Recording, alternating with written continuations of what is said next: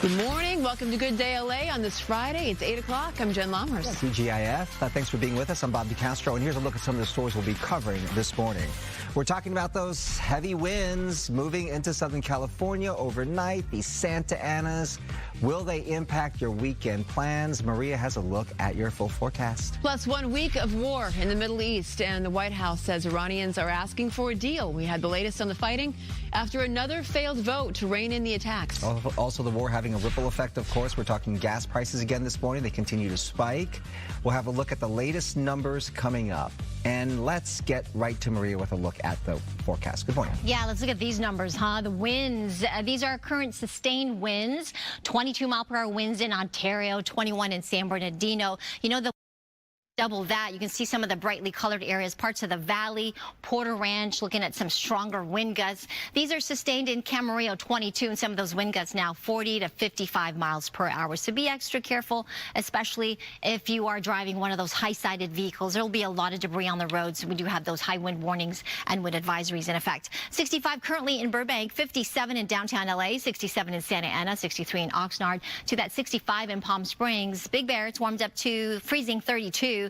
It should get up to around 45 there later this afternoon. Again, those gusty winds that drive up to the high country, you'll get blown around quite a bit today. Staying dry in the high desert, 75 in the Coachella Valley today. In Palm Springs, around 77 for downtown, 75 for the valleys and the Inland Empire, 74 near the coast. I'll show you a timeline, show you exactly what the winds will do at certain times of the day and for how long, coming up my complete forecast. But first, let's check in on traffic. We've got Stu up in Sky Fox watching the slow freeways out there. This is kind of one of them here.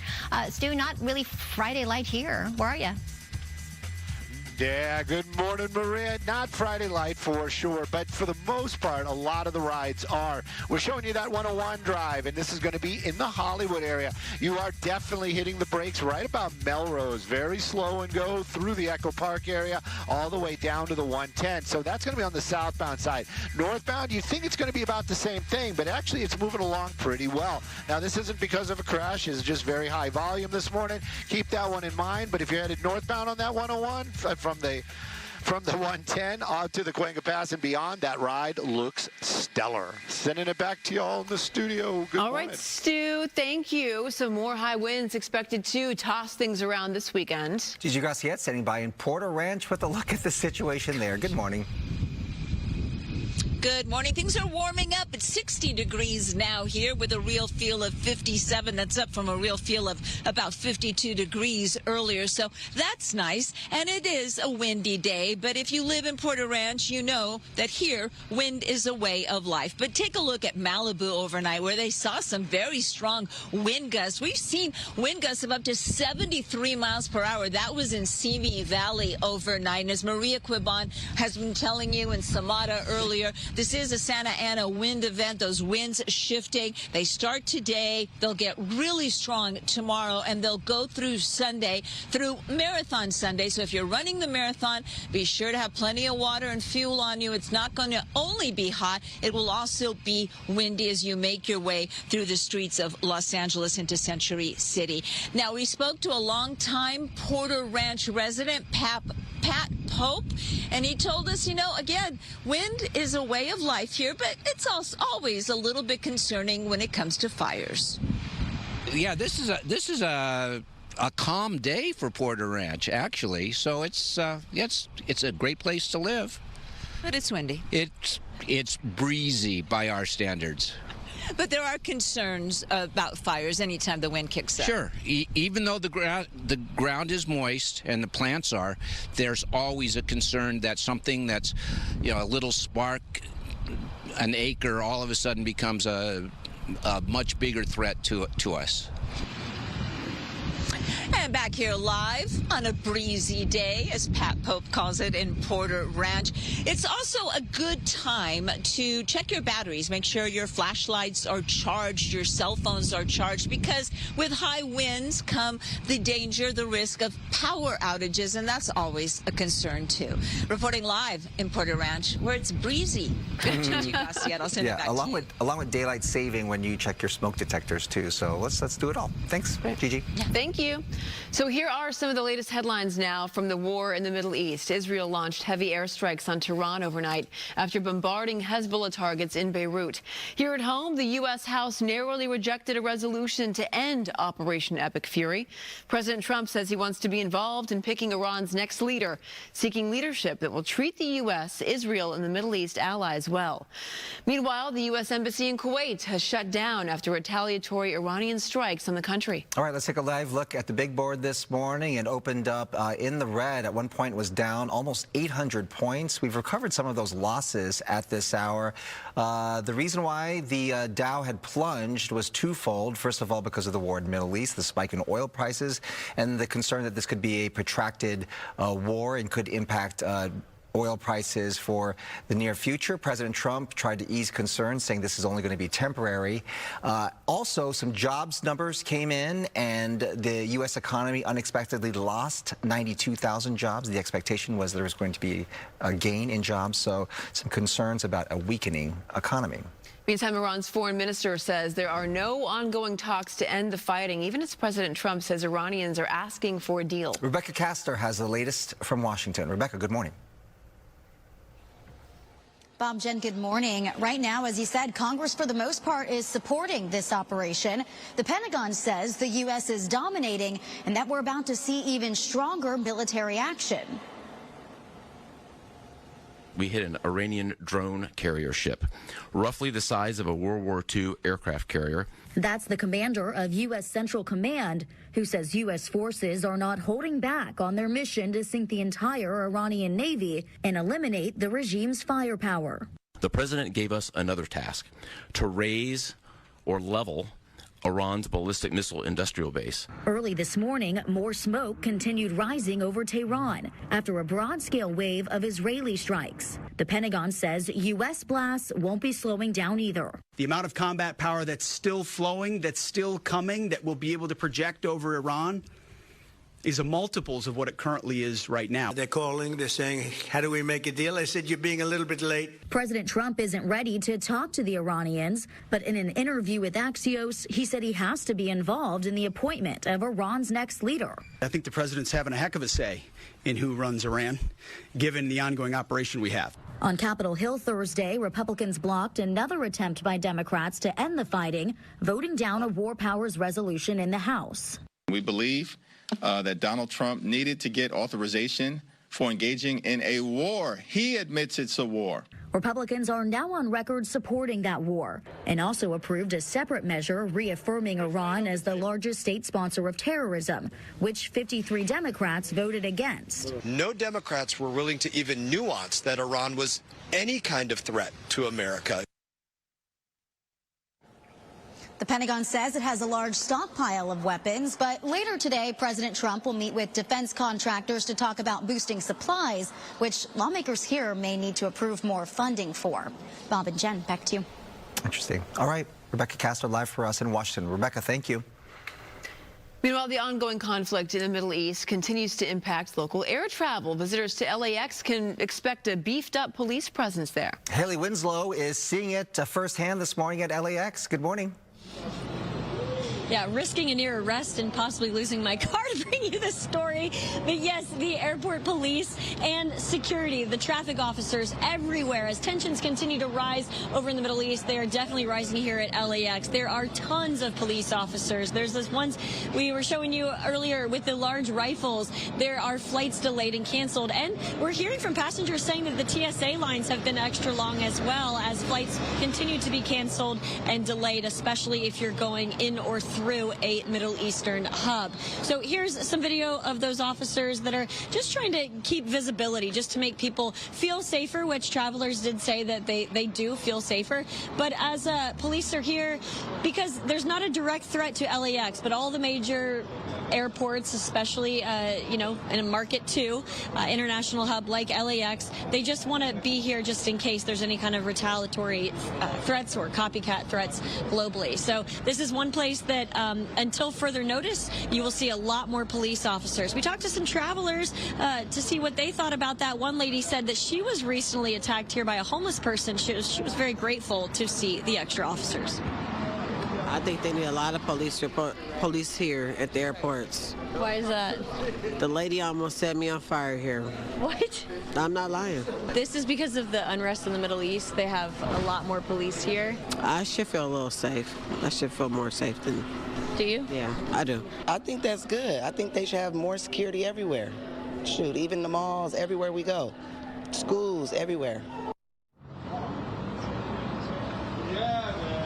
All right, so checking the latest cancellations and delays, there are 90 so far today at LAX. And as far as cancellations go, we're seeing 6 right now, 2 for Qatar Airways, SkyWest, and then 2 for Alaska Airlines. You can see things are definitely getting a lot more crowded here at the airport. So if you do have a flight today or in the coming days, get here early because those lines are long. TSA pre-check's still going on, but the global entry has been halted because, of course, of the partial government shutdown. So if you're expecting to pick somebody up internationally, you may have to wait longer for that as well. Reporting live here at LAX, I'm Haley Winslow. Send it back. Those flights were canceled. I'm curious to know if flights coming in from the Middle East are still coming in. I'm wondering, like, you know, with Qatar, Dubai, those areas where people are still trying to get out of the Middle East, if those are coming in. We'll see. Thank you so much. Qatar has canceled 100% of its airlines. Emirates hasn't had a problem yet today, but yeah, coming in as well. Yeah, so it's definitely still an issue. Wow. All right, Haley, thank you. Still had an update on the man accused of starting the Palisades fire, why his attorney says the case against him could be dismissed. And Shohei Ohtani stepping up to the plate for the World Baseball Classic. Coming up, the Grand Slam that had the crowd going wild. First, though, let's go up to Stu for a check on our morning commute. Good morning, Stu. Hey, good morning, Jen. Yeah, the crowd's going to go wild for this one, too. Skybox traffic brought to us by My Home Sold. Taking a look at that 405 drive. Sherman Oaks is where we are. That's going to be the southbound lanes right there. Yeah, it's a little slow and go, but I'm still going to label this Friday light. If you drive this every day of the week, you're going to know this is actually looking pretty good. So give yourself just a little extra time hitting the road today, especially if you're taking that Sepulveda Pass. If northbound on that 405 from the West Valley to, from the West LA area out to the 118 is your ride, you got that one in the bag. Let's take a look at some traffic hotspots. Hello, I'm Adrian Hernandez with MyHomeSold.com, and we want to buy your house cash. We'll give you a cash offer for your house today. Sell your house the easy way with no commissions, no fees, no repairs, for free, no obligation cash offer. Go to MyHomeSold.com.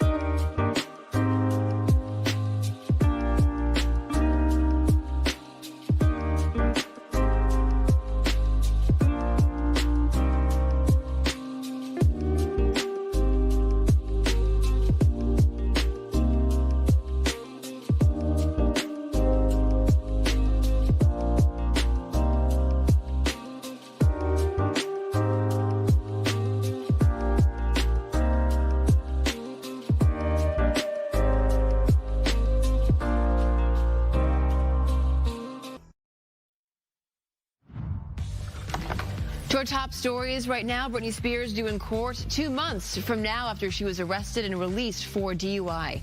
The California Highway Patrol arrested the singer on Wednesday night in Westlake Village in Ventura County, not too far away from her home. She was released from jail around 6 Thursday morning. The defense attorney for the man charged in the deadly Palisades fire is demanding the case be dismissed. Jonathan Rinderneck's attorney says new evidence shows the Palisades fire was actually caused by government agencies not doing their jobs. Rinderneck was arrested last year for allegedly starting the Lockman fire, which investigators say sparked the Palisades fire. The public will have a chance to say a final farewell to Reverend Jesse Jackson today. The civil rights leader died late last month after a long battle with Parkinson's. And today is the public homegoing service for Reverend Jackson. This all begins at 9 a.m. our time this morning, just about 45 minutes from now, at the House of Hope on Chicago's South Side. Former Presidents Biden, Obama, and Clinton are expected to attend. You can also watch the service on Fox Local. All you have to do is change your location to Chicago. Meantime, the World Baseball Classic is underway, and Shohei Ohtani already putting on a show this morning. Okay, so with all bases loaded in the second inning, the four-time MVP hit a grand slam early in the game. Team Japan got the win over Chinese Taipei, 13-0 to win the World Baseball Classic opener. Ohtani currently on international duty, looking to help Japan defend its title and go back-to-back, like he has done with the Dodgers over the last 2 years. Meantime, tonight you can see Team USA's opening game right here on Fox 11. Several Dodgers are representing their home countries, including Shohei Ohtani, Will Smith, and new Dodger Edwin Diaz. Team USA won the tournament in 2017 and finished runner-up to Japan in 2023 when Ohtani struck out Mike Trout in a dramatic final out. Many experts like Fox Sports MLB reporter and insider Ken Rosenthal say the energy for the World Baseball Classic feels different from even the biggest MLB games. The atmosphere in these games is incredibly intense. It's different than a playoff game or a World Series game because you have the national element involved. And the last tournament was one of the great things I've ever covered in my career. Just to see the best players, I'll give you an example of the United States, all on one team for the most part. That is really something special. Again, you can watch Team USA's opening game in the World Baseball Classic against Brazil tonight at 5 right here on Fox 11. That'll be followed by Sports Wrap. It's like having a dream team. You know what I mean? It is a dream team. I know. But they don't have Clayton Kershaw this year, so that's the only one that's missing, right, from the original. Yeah. But they've added the new guy. So we'll see what happens. All right, good morning to you on this Friday. The wind gusts have been the story. I mean, it has been really, really windy. Simi Valley posted a 73-mile-per-hour wind gusts in the last 24 hours. Porter Ranch, of course, one of the really windy spots across SoCal. You're familiar. 66-mile-per-hour wind gusts there. Malibu Hills, 64. Ontario, 46. Palm Springs, 41-mile-per-hour wind gusts. And that's going to continue today as these winds now shifted out of the northeast. High pressure is going to strengthen. That low is nearby. So, again, it's the difference in pressure driving those winds out of the northeast. And it's going to clear out the cloud cover. It has already. We are looking at mostly sunny skies pretty much. With these winds gusting at times to near 50, even 65 miles per hour, that can mean down trees again, power lines, and of course some power outages possible. So don't let that surprise you if that does occur. And of course, if you've got a high-profile vehicle, you want to maybe even postpone your travel and be extra careful if you have to be out on the road with those crosswinds. The high pressure will be with us through Sunday, Marathon Day, so it's going to warm up for runners. Some say almost too warm on Sunday, but those winds will be quite gusty, especially early in the morning. That high will weaken some as we get to the early part of next week, but that offshore flow will still be with us, and that is going to produce those warm temperatures, at least continue through the rest of the week next week. Hazardous driving conditions, as I point out, because of the strong winds. Be careful where you park. Some of these trees could fall over, and we don't want that to damage your car or worse, hurt you in the process. 77 degrees for downtown LA today. Similar conditions in India. If you're headed to Las Vegas this weekend, a high of 65 degrees expected there today. Thousand Oaks, yeah, lots of sunshine with that offshore flow getting to around 72, 2 p.m. Anaheim will get up to the upper 70s. Later this afternoon, around 76 at 3 p.m. up in Big Bear. And again, that drive up to the mountains will be quite windy, so you want to slow down and be extra careful. Getting up to around 42 at 2 p.m. And then in Riverside, the wind advisories there, temperatures getting to around 72 later this afternoon. Lastly, Laguna Beach, a lot of sunshine along our coast with that high warming up to the upper 70s. All right, stay with us. We'll be right back after this quick break.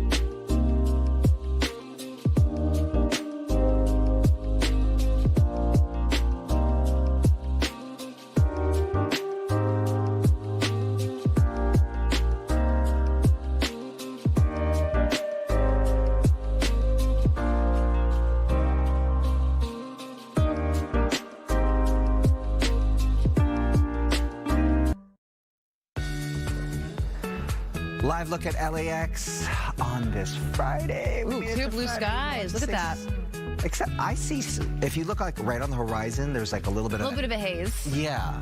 That's all the dust and everything that's being kicked up by these Santa Anas. There's a lot of particulate matter in the air right now, so air quality is not very good. No. Especially if you have any compromised systems.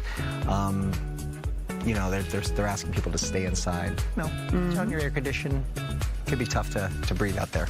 All right, so March is Women's History Month, and all month long we are celebrating women who have contributed to Southern California and the world. Today we feature Cindy Barbie. So Cynthia Cindy Barbie is LA's first woman firefighter, LA County's first female firefighter. She was hired in 1983 and rose to the rank of fire captain.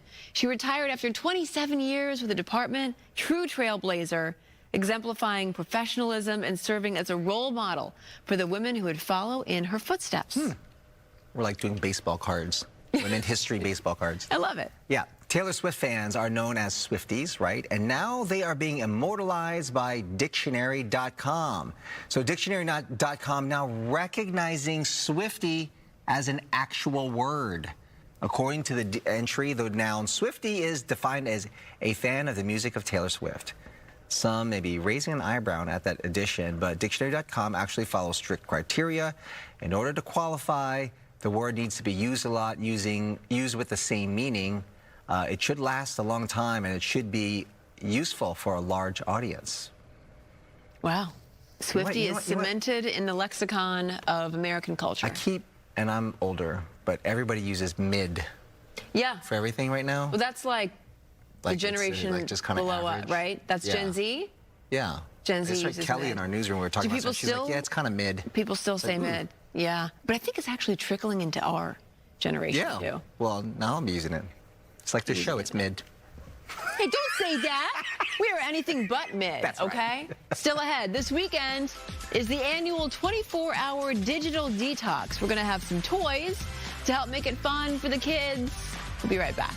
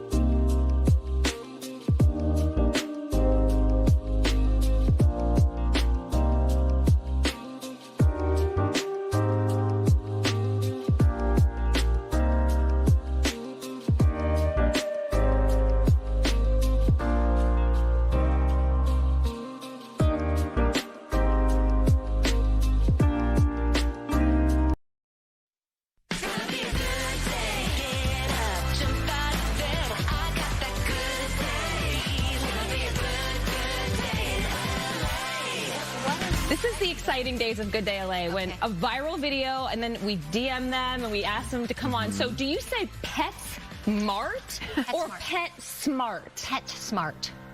PetSmart. I say No, I say PetSmart. PetSmart. It's I pet think Like Jen. smart as in intelligent? Yeah, like Oh, pet is good smart. question. PetSmart.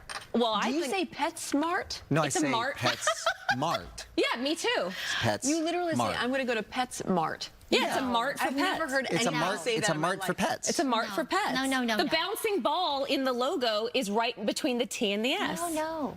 It's Pet Smart. I'm with you, Jen. Yeah, because you're smart about pets. Yeah, I thought so too, but I think smart it's about pets. So this musician, Ben Lapidus, has gone viral. PetSmart has answered him. He did not like their answer, so he's having a rally at a PetSmart in Sherman Oaks. Oh my gosh. Oh my goodness. That's hilarious. Okay. Shall we bring our babies, our fur babies? We should send Skyfox to the... No, I'm serious. We should. Let's do it. He's coming on the 11 a.m. show today. Oh, he Okay, is? excellent. Okay. Okay, very good. Well, he can clear it up for us. Yeah. Right? Because it's Furry Friday. It is, indeed. It is Friday. You said the magic word, I mean, too. what if it's just both? What if It can't be both. Why not? Why not? Why can't you be both? Because in his song he says, it can't be both. Okay. You can be... I'm going to walk over here, and you guys can are going be to like- carry on. Someone can be bi-coastal, And right? someone can be bi. Coastal. And we've got daily... I mean, we digress. We digress whenever Bobby's around, and it's the four of us. yeah. Cut there, Mike. Okay, just hits. All right, let's go. Let's talk about this because this is important this weekend. We have daylight saving, which is beginning. We don't like this one. This is the spring forward one, and we lose that hour of sleep. This is the time where you definitely want to check your smoke alarms. Just change the battery. That's what I do. That's better. And then we, of course, are going to lose that 1 hour of sleep. The sun, though, this is a silver lining. The sun will not set until 6:55, so we are actually going to enjoy that sunlight a little bit later in the day. The headlines will, of course, tell you about the Santa Ana winds. We've been talking about it all week, really. These winds that were first coming out of the north are now coming out of the northeast, gusting near 50 to 65 miles an hour. So this is very strong, potentially damaging winds that will continue not just today into tomorrow, but likely into Sunday. And if you've been looking for rain, I'm sorry, not going to get it. Looking ahead to beyond our 7-day. So the 6 to 10-day precipitation outlook drier than normal. It looks like these conditions will continue across the southwest. Today, 77 degrees and windy. That's above the average of 69 for downtown LA.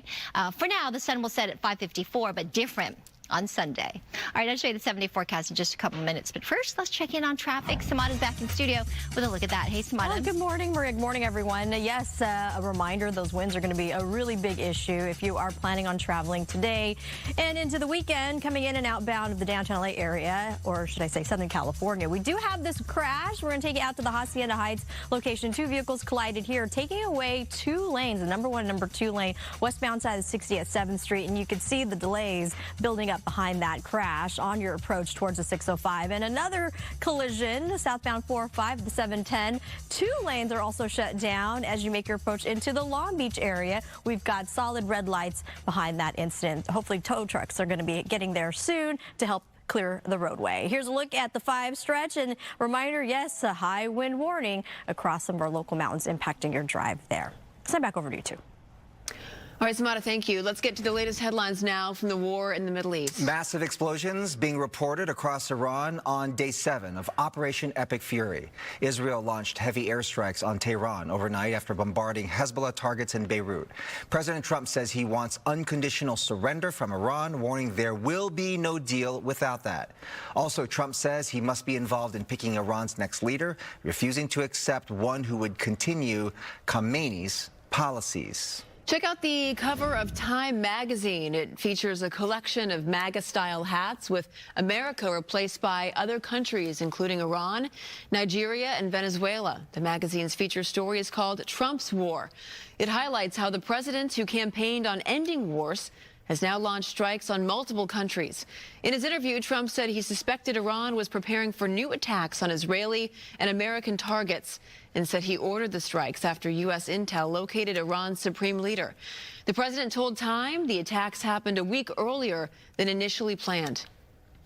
California's Attorney General is among 22 state prosecutors accusing GoFundMe of plagiarizing nearly 1.5 million charity donation pages to increase its own profits. The attorneys general sent a letter to GoFundMe saying the unauthorized postings and solicitations contains deceptive and misleading acts. The prosecutors contend they can also result in donations not actually reaching the intended recipients.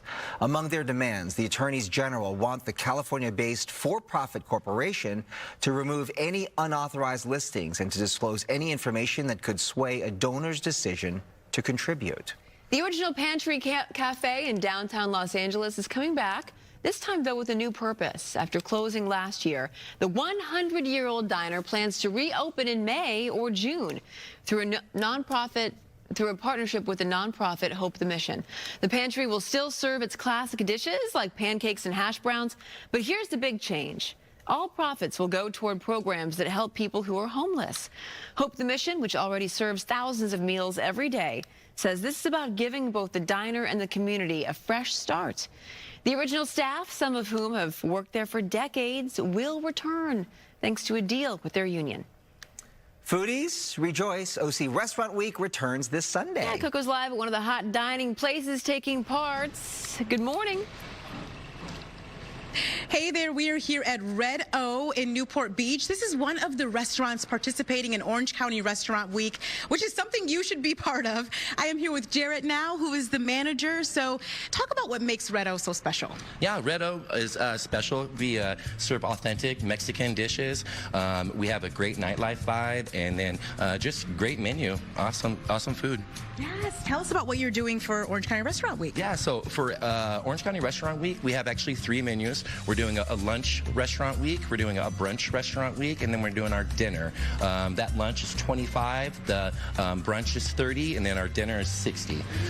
Amazing. And take us through the dishes that you have. Yeah, so our dishes, we have the starters. We have the crispy empanada poppers, our Caesar salad, and then our ceviche.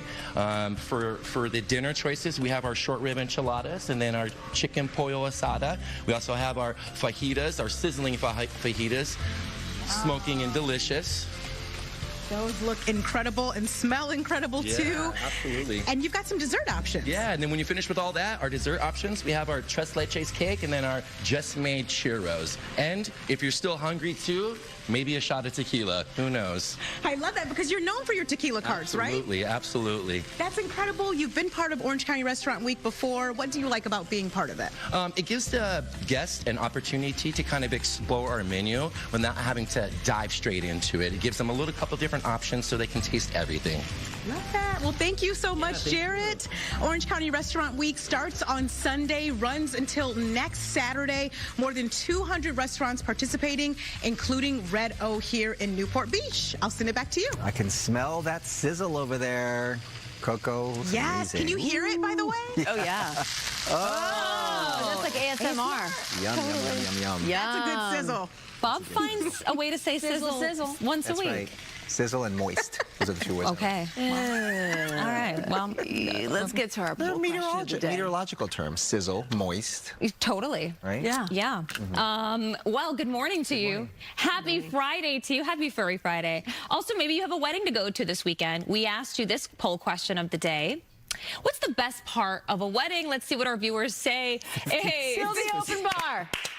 56% by a majority, too. Like an overwhelming majority. And by a mile. Second place, it's friends and family. Well, sometimes you need the open bar to see a literally couple of, double what the friends. Wow. Yeah. It's probably one of the most expensive parts of a wedding, right? Is the open bar. Even though, like, I know it is. If you go to a wedding and it's not, people are like, oh, it's not open. The food and the drinks cost us the most. Yeah. Yeah. Yeah. The food, good, because you want to have good food and good booze. Right. All right. You know what day it is? TGIFF. Thank goodness it's Furry Friday. Where's my Good Day LA DJ? Can you drop the music, please? All right. Bob, this is a dog after your own heart, baby. This is Francis in Santa Barbara streaming us because they love Yappy Hour. This is Bob if you were a dog. That's right. Bob if you Aperol was a dog. Spritz all the way, baby. Aperol Fritz over here with that little doggy. Francis. And then we've got Jags who visited us at the parking lot. You can check out the parking lot at the Ontario Airport. Hey, Jags. Hey, Jags. Next. Okay, I'm really proud of this caption. This is Rosie in Riverside. But Rosie's like Punch the Monkey. I know, but I like to call Rosie the river turtle. Yes, Rosie Hugging River. her baby. Yes. Oh, dogs love a lammy. My dog loves her lamb. Aww. Yeah, I have. Sophie loves her lamb butt. Yeah, the lamb. The lamb it is. Lamb's a ham. All right, next we've got Charlie Bill's in Studio City, and Charlie's parents say this is him smiling because he say cheese. Great markings. Yes. Okay, we've got 2 picks for this cutie. This is Caramel in Burbank at the Battery Hut in Burbank. I have got to find a reason to get a new battery because I want to go in and visit Caramel, okay? Because right at the front door there. Wow. Waiting for the look at this. Come visit me at Battery Hut. Caramel's like the assistant manager. Yeah, the first face you see. Right. I mean, I'll buy a battery with that. If you saw that little pup in the window, I would totally come in. Thank you for sending Battery Hut. Go support local business. Next, we've got today's adoptable, who's Mac. 2-year-old shepherd mix. Mac's a beauty and is one of several fur babies looking for a happy forever home at the DeVore Animal Shelter. And for more information, you can call 909-386-9820, or you can go to the website right there on the screen. Please consider adopting if you have room in your home and your heart. And if you want to see your fur baby featured right here on Furry Friday, just email us at furryfriday@fox.com. But don't forget, you have to include their name and the city you live in and a picture, of course, so we can give you a shout out. Very cute. This is a good week. It's a good Furry Friday. Yeah.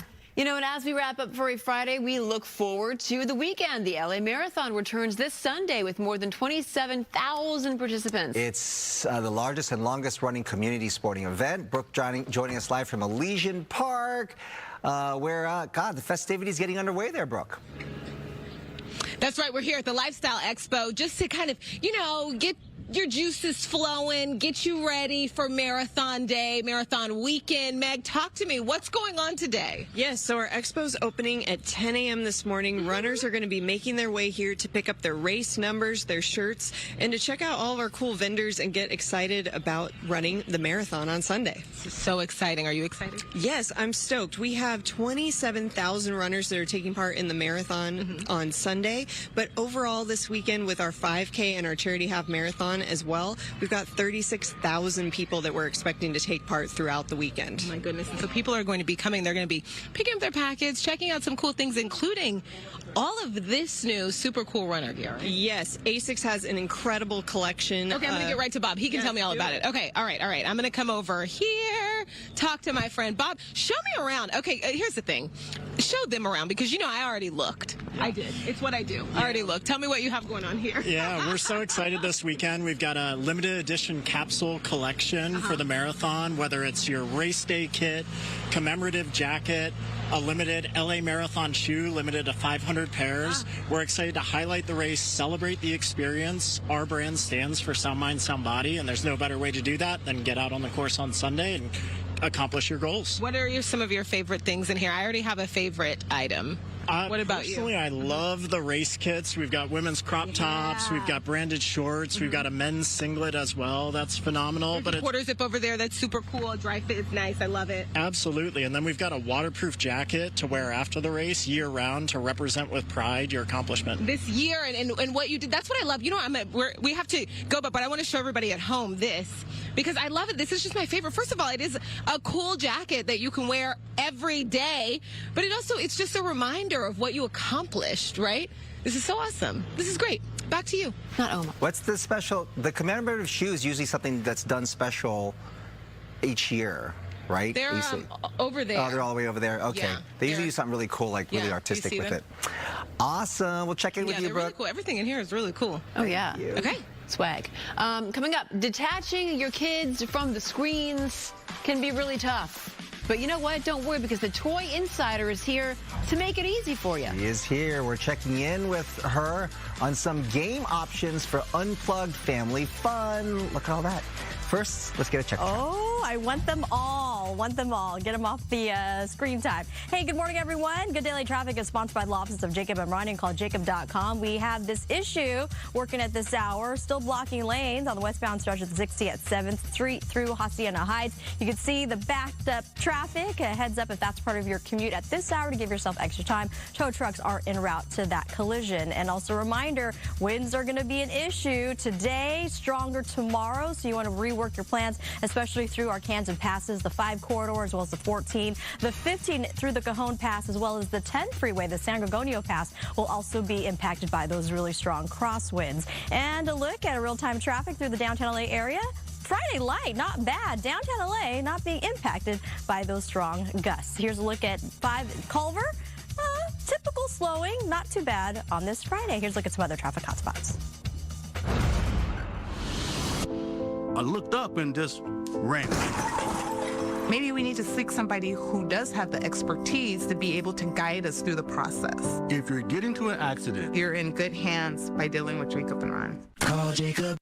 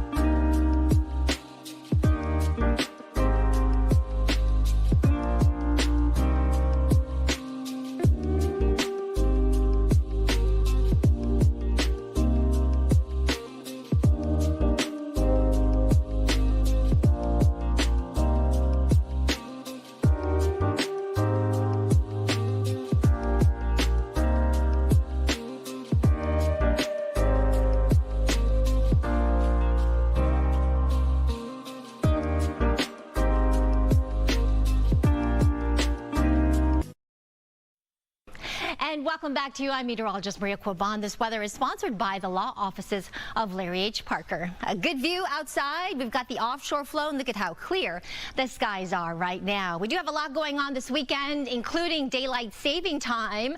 Yes, this is the one where we put our clocks forward an hour, so we actually lose an hour of sleep. So don't forget to do that before you go to bed. It will officially change over at 2 a.m. Now, these are the dynamics in place right now. We've got an area of low pressure over the Great Basin, high pressure offshore, and we have these winds that are being driven out of the north and northeast. It really did change over today, and that's going to help warm us up a little bit more so tomorrow into Sunday. 2 to 4 foot sets if you're headed out to the beach. A lot of sunshine there. Temperatures in the low to mid 70s. Downtown LA 77 today. Don't forget, we do have the LA Marathon on Sunday, so I feel bad for you if you are running or working the marathon, because you do have to wake up an hour extra earlier. So keep that in mind as you plan ahead for tomorrow. And tomorrow night, 75 for the valleys and the Inland Empire, with those temperatures warming up to the 80s as we get into tomorrow and Sunday. 45 degrees up into the mountains, and that drive up to the mountains will be really windy, so please be extra careful with those crosswinds. Make sure if you have a high-profile vehicle, you might want to just delay that travel. 65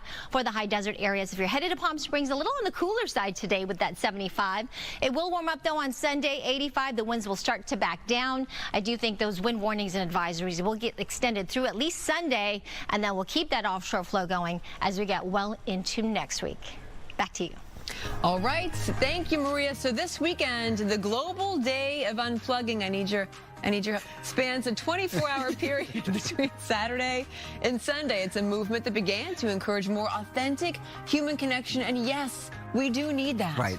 Unplug a little here. Yeah. To make your digital detox more fun, Allie is here from Toy Insider to share some fun unplugged toys for the whole family. Thanks for being with us. Yeah, thank you for having me. You were giving us like a little preview of the selection. I'm so excited. Yes, and you guys love to play, so I'm just going to let you go ahead and do so. So this is the Danny Go. We love Danny Go.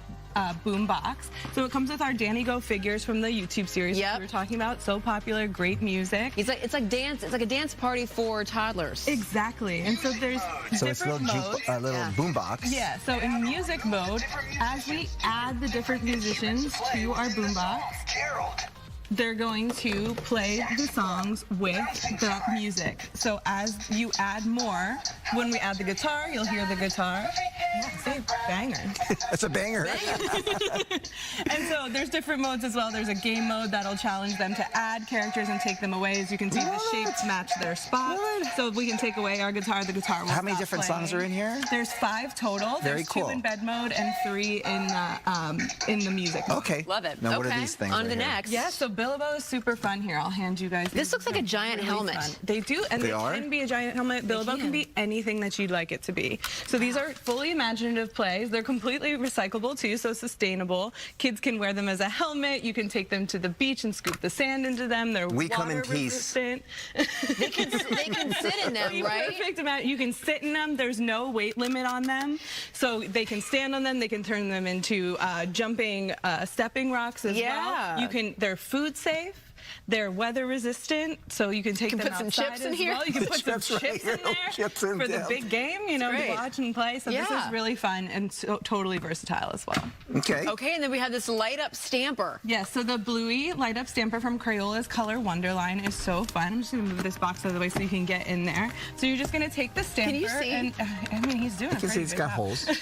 And when you put it onto the color ink that you want, it'll light up red. Look at that. You can see. Oh, awesome. And that's only going to stamp on our Color Wonder paper. What kind of technology is this? So if you stamp it onto my hand, it won't do it. You won't see anything at all. That's so good. Stamp it onto your clothes, your wall, the floor. It only works on the paper where it Color Wonder paper. So when you stick it on the paper, you'll see you may have to restamp it to the ink. Okay. We'll see, Oh, there it is. That's amazing. Oh my gosh. So the same with the markers. It also comes with the markers. It comes with all of these activity sheets, coloring, and different activities as well for kids to play with. Cool. So that's really fun. It's magic. Ooh, that's awesome. It is magic. Okay, and speaking of magic, I mean, we got some dinosaur dissection here. Absolutely. So this is the National Geographic glow-in-the-dark T-Rex dissection Such a lab. good idea. So which is so cool about this is you get your T-Rex bones in your slime here, which is really fun. Kids can use the included tools to dig through that. You do like an archaeological excavation. Yes. The whole excavation. You pull out all of these bones and you build up the dinosaur. This is for maybe some older-ish kids? For older, 6+, yeah. Okay. So grade school and older, you get a refill pack to do it twice, so you don't have to do it just once. And your figure will glow in the dark. Is it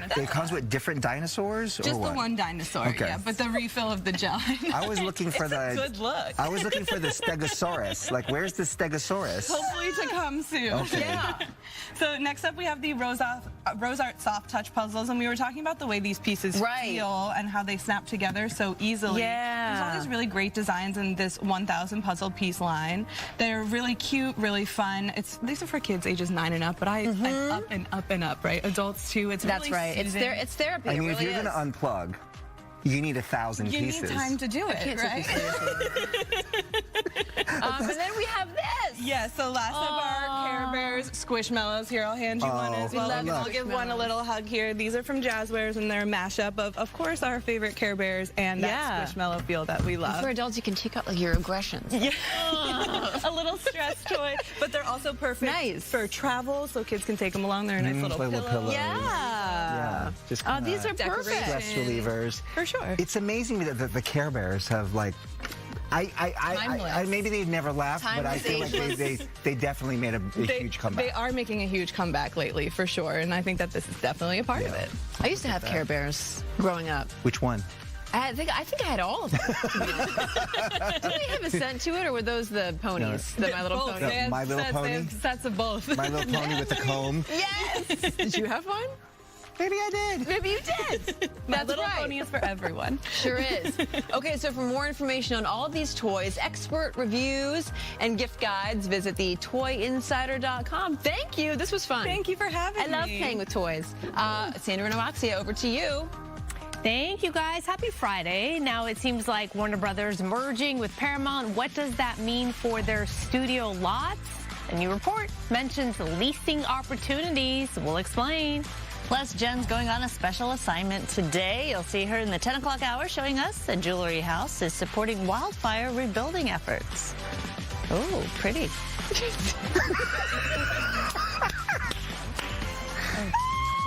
I'm really excited. Yeah. I mean, I can tell.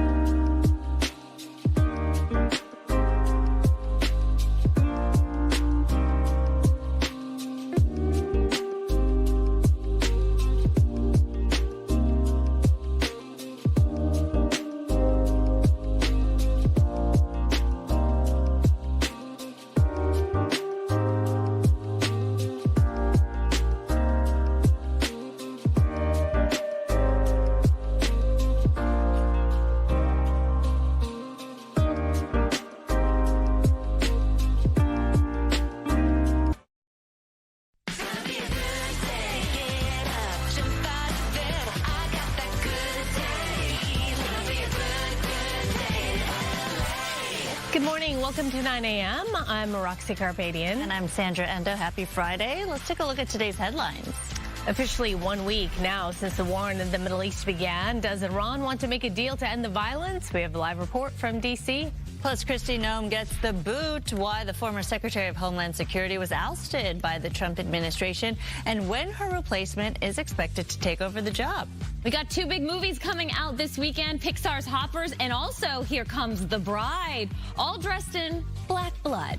This morning, I'm talking with director Maggie Gyllenhaal and, of course, Jessie Buckley about their new take on the Frankenstein story. But first, Maria. Yep, let's talk about those winds, Amanda. The winds are really kicking up as we take a look at our current wind situation. These are sustained winds, definitely through parts of the 5 freeway and the Grapevine. We're feeling those stronger wind gusts right now, parts of the valley, all the way to the coast, 26-mile-per-hour winds in Camarillo, 13 in Long Beach, 20 miles per hour in Santa Ana to that 24 miles per hour in Ontario. Wind gusts are at least double that. We're expecting anywhere from 40 to even 55 miles per hour in some isolated areas, getting up to 65 miles per hour. Temperatures right now on the cooler side, especially where that wind is blowing. 67 in Corona, 66 in Burbank, 62 in Woodland Hills to that 66 in Santa Monica, 34 in Big Bear to 69 in Palm Springs. It will get warmer, especially as we get to Saturday and Sunday. High temperatures today ranging from 75 in the low desert, 65 in the high desert areas. Of course, those winds blowing pretty hard, especially over the mountains, 45 degrees there in Big Bear, out towards downtown LA, above average 77, similar to yesterday, 75 for the valleys, Inland Empire, and along the coast as well in those mid-70s. We'll talk more about the winds, the timeline, and when it'll be done. What that is coming up in my complete forecast. In the meantime, I'll send it back to you. Marie, you mentioned those Santa Anas. Yes, continued high wind posing a risk for downed trees, power lines throughout the weekend. Let's go out to Gigi Graciette in Porter Ranch for what to expect over the next couple of days. Hi there, Gigi. Sandra and Roxy, good morning. Good morning, everyone. Always a good time to check your batteries. Make sure those flashlights are handy, they're charged. Keep your phones charged and those extra battery packs around in case there are power outages because of the strong wind. Take a look. Overnight, we saw wind gusts in Malibu blowing things around. But as Maria Quibana has been telling you, even though the Santa Ana wind event is moving in today, tomorrow morning will be the big day when we'll feel those stronger wind gusts. Earlier, we did log a wind gust of up to 73 miles an hour. That happened over in Simi Valley. Here in Porter Ranch, well, if you ask the folks here, they'll tell you it's just another breezy day. They're no strangers to wind, but we did speak to one woman in Sylmar who says she's always prepared, wind or not. Last year we were on alert for evacuation, so I have a go bag ready in my car and stuff for my dogs in my car, so I'm ready to up and leave if need be. You are ready to go if need be. Good for you. Well, we live in the land of rock and roll, so who knows when we're going to have another earthquake. Don't want to put it out there. Fires or earthquakes, Sandy is ready. Now, this wind event does go through Sunday, and on Sunday, as Maria's also been telling you, it's going to be a warm day. And I can tell you 2 things that runners don't like are heat and headwinds, and they may see both of them or feel both of them on Sunday, just in time for the Los Angeles Marathon. Reporting live, I'm Gigi Graciette. Back to you. The winds and the time change. It's going to be a rough weekend, that's for sure. All right, Gigi, thank you. We'll check in with you soon.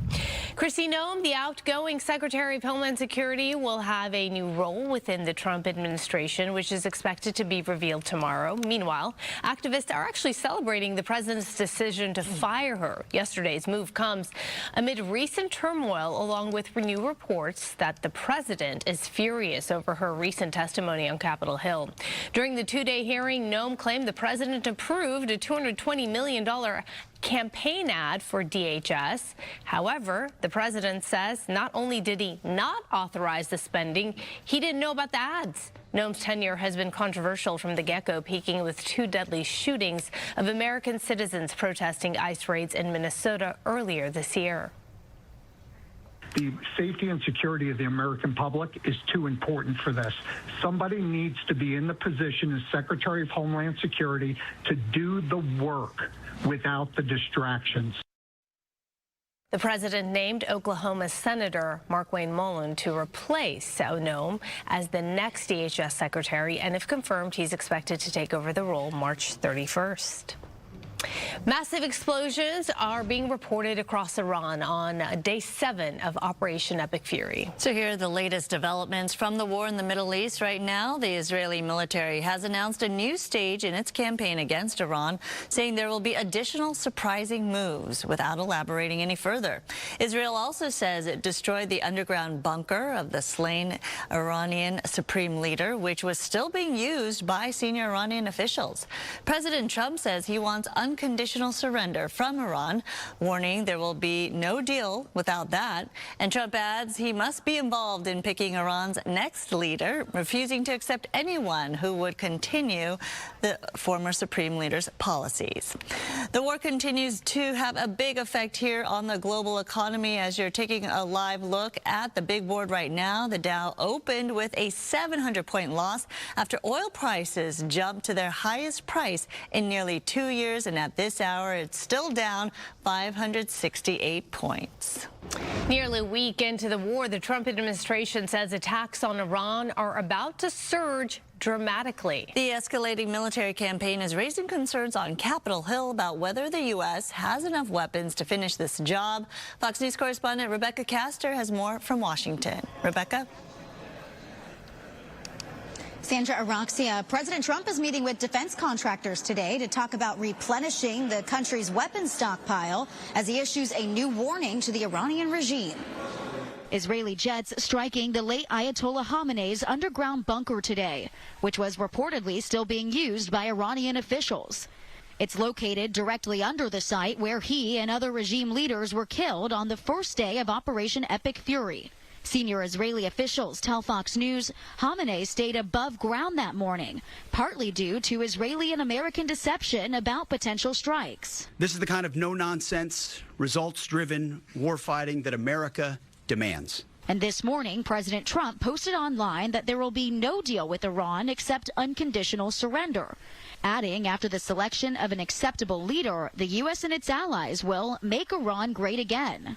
Today, defense industry executives are convening at the White House as some lawmakers grow concerned about the nation's weapons supply. We started this war 5 days ago with an insufficient stockpile in these key missile defense interceptors. The White House says the meeting was scheduled weeks ago, but it also coincides with a new supplemental budget request the White House is expected to send to Congress to replace weapons being used. Nobody who opposes this war should support an additional dime. Still, the Trump administration says U.S. forces have more than enough to finish the mission in Iran. These days, we're spending a lot of time shooting down $100,000 drones with $10,000 weapons.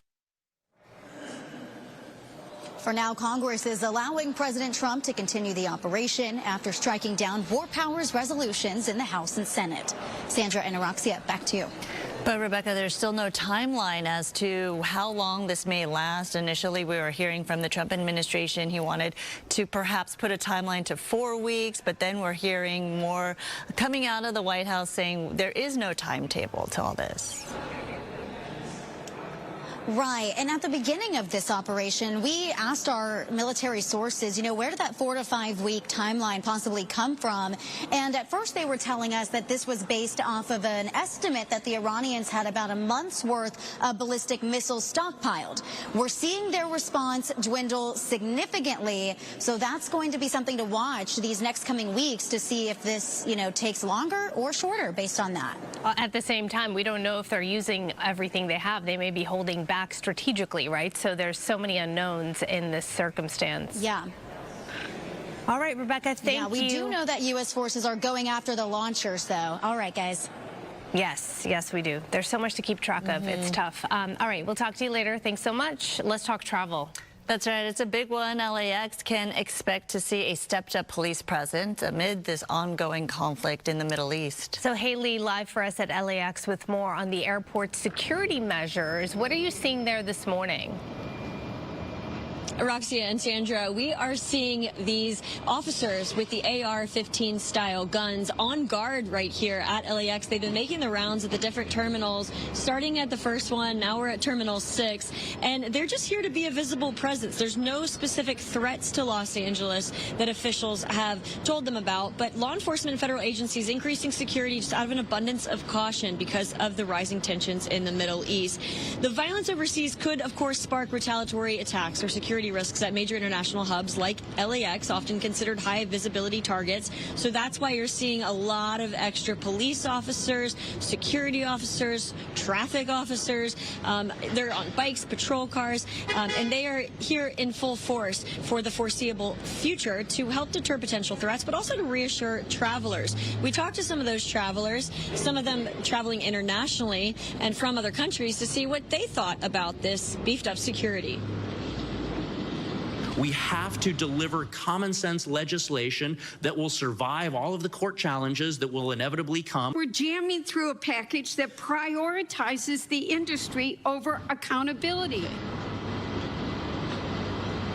So that's why you're seeing a lot more officers. If you have a flight coming up at LAX, definitely check it early. We've seen quite a few cancellations and delays, mostly with Qatar Airways, SkyWest, and Alaska Airlines. Close to 100 delays here today as well. TSA lines extra long, according to travelers, and it may take you quite a bit of time to get through the traffic here. But you will be seeing these officers standing guard just in case until things get calmer in the Middle East. Reporting live here at LAX, I'm Haley Winslow. Send it back to you guys. All right, Haley, thank you. On to this now. The public is saying a final farewell to Reverend Jesse Jackson. The civil rights leader died late last month after a long battle with Parkinson's disease. So you're looking live at the public homegoing service for Reverend Jackson. It started just a few minutes ago, and at the House of Hope on Chicago's South Side, this is the scene there. Former Presidents Joe Biden, Barack Obama, and Hillary Clinton, Bill Clinton, rather, they're expected to pay their respects. You can watch the service in its entirety on Fox Local. You just have to change your location to Chicago, and you'll see the whole service. All right, 9/11, a lot more coming up on Good Day LA. Let's start with the traffic out there, huh? Yes, we do have a little bit of traffic there. Good Day LA Traffic is brought to you by DTLA Law Group, Accident and Injury Attorneys. As we take a look at our real-time traffic map, zooming in one of our live cams here. This is the 91 eastbound at Fillmore, and well, it's moving nicely here. The eastbound side of the cars coming at you on the left-hand side. Westbound side moving a little bit quicker there. Here's the drive times. Looking at downtown LA out towards Santa Monica on that 10 freeway, westbound 5 to the 4-5, 27 minutes. That's actually pretty good. Northbound 110 between the 4-5 to the 10, 21 minutes there. Westbound 60 between the 57 to the 5, 29 minutes there. Now here's a look at some of the other traffic hotspots. This broadcast is locally sponsored by DTLA Law Group, Auto Accident and Injury Attorneys. Have an injury? Text Injury Help to 40222 or visit us online at calldowntown.com. Message and data rates and usage may apply.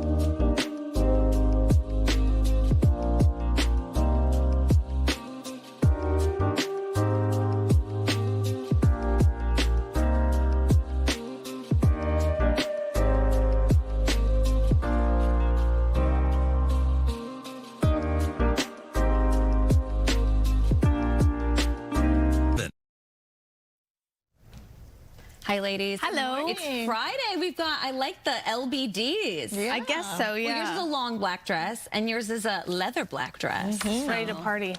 Yeah, you are. Sandy's hitting the town. Well, maybe you're going to go to the movies.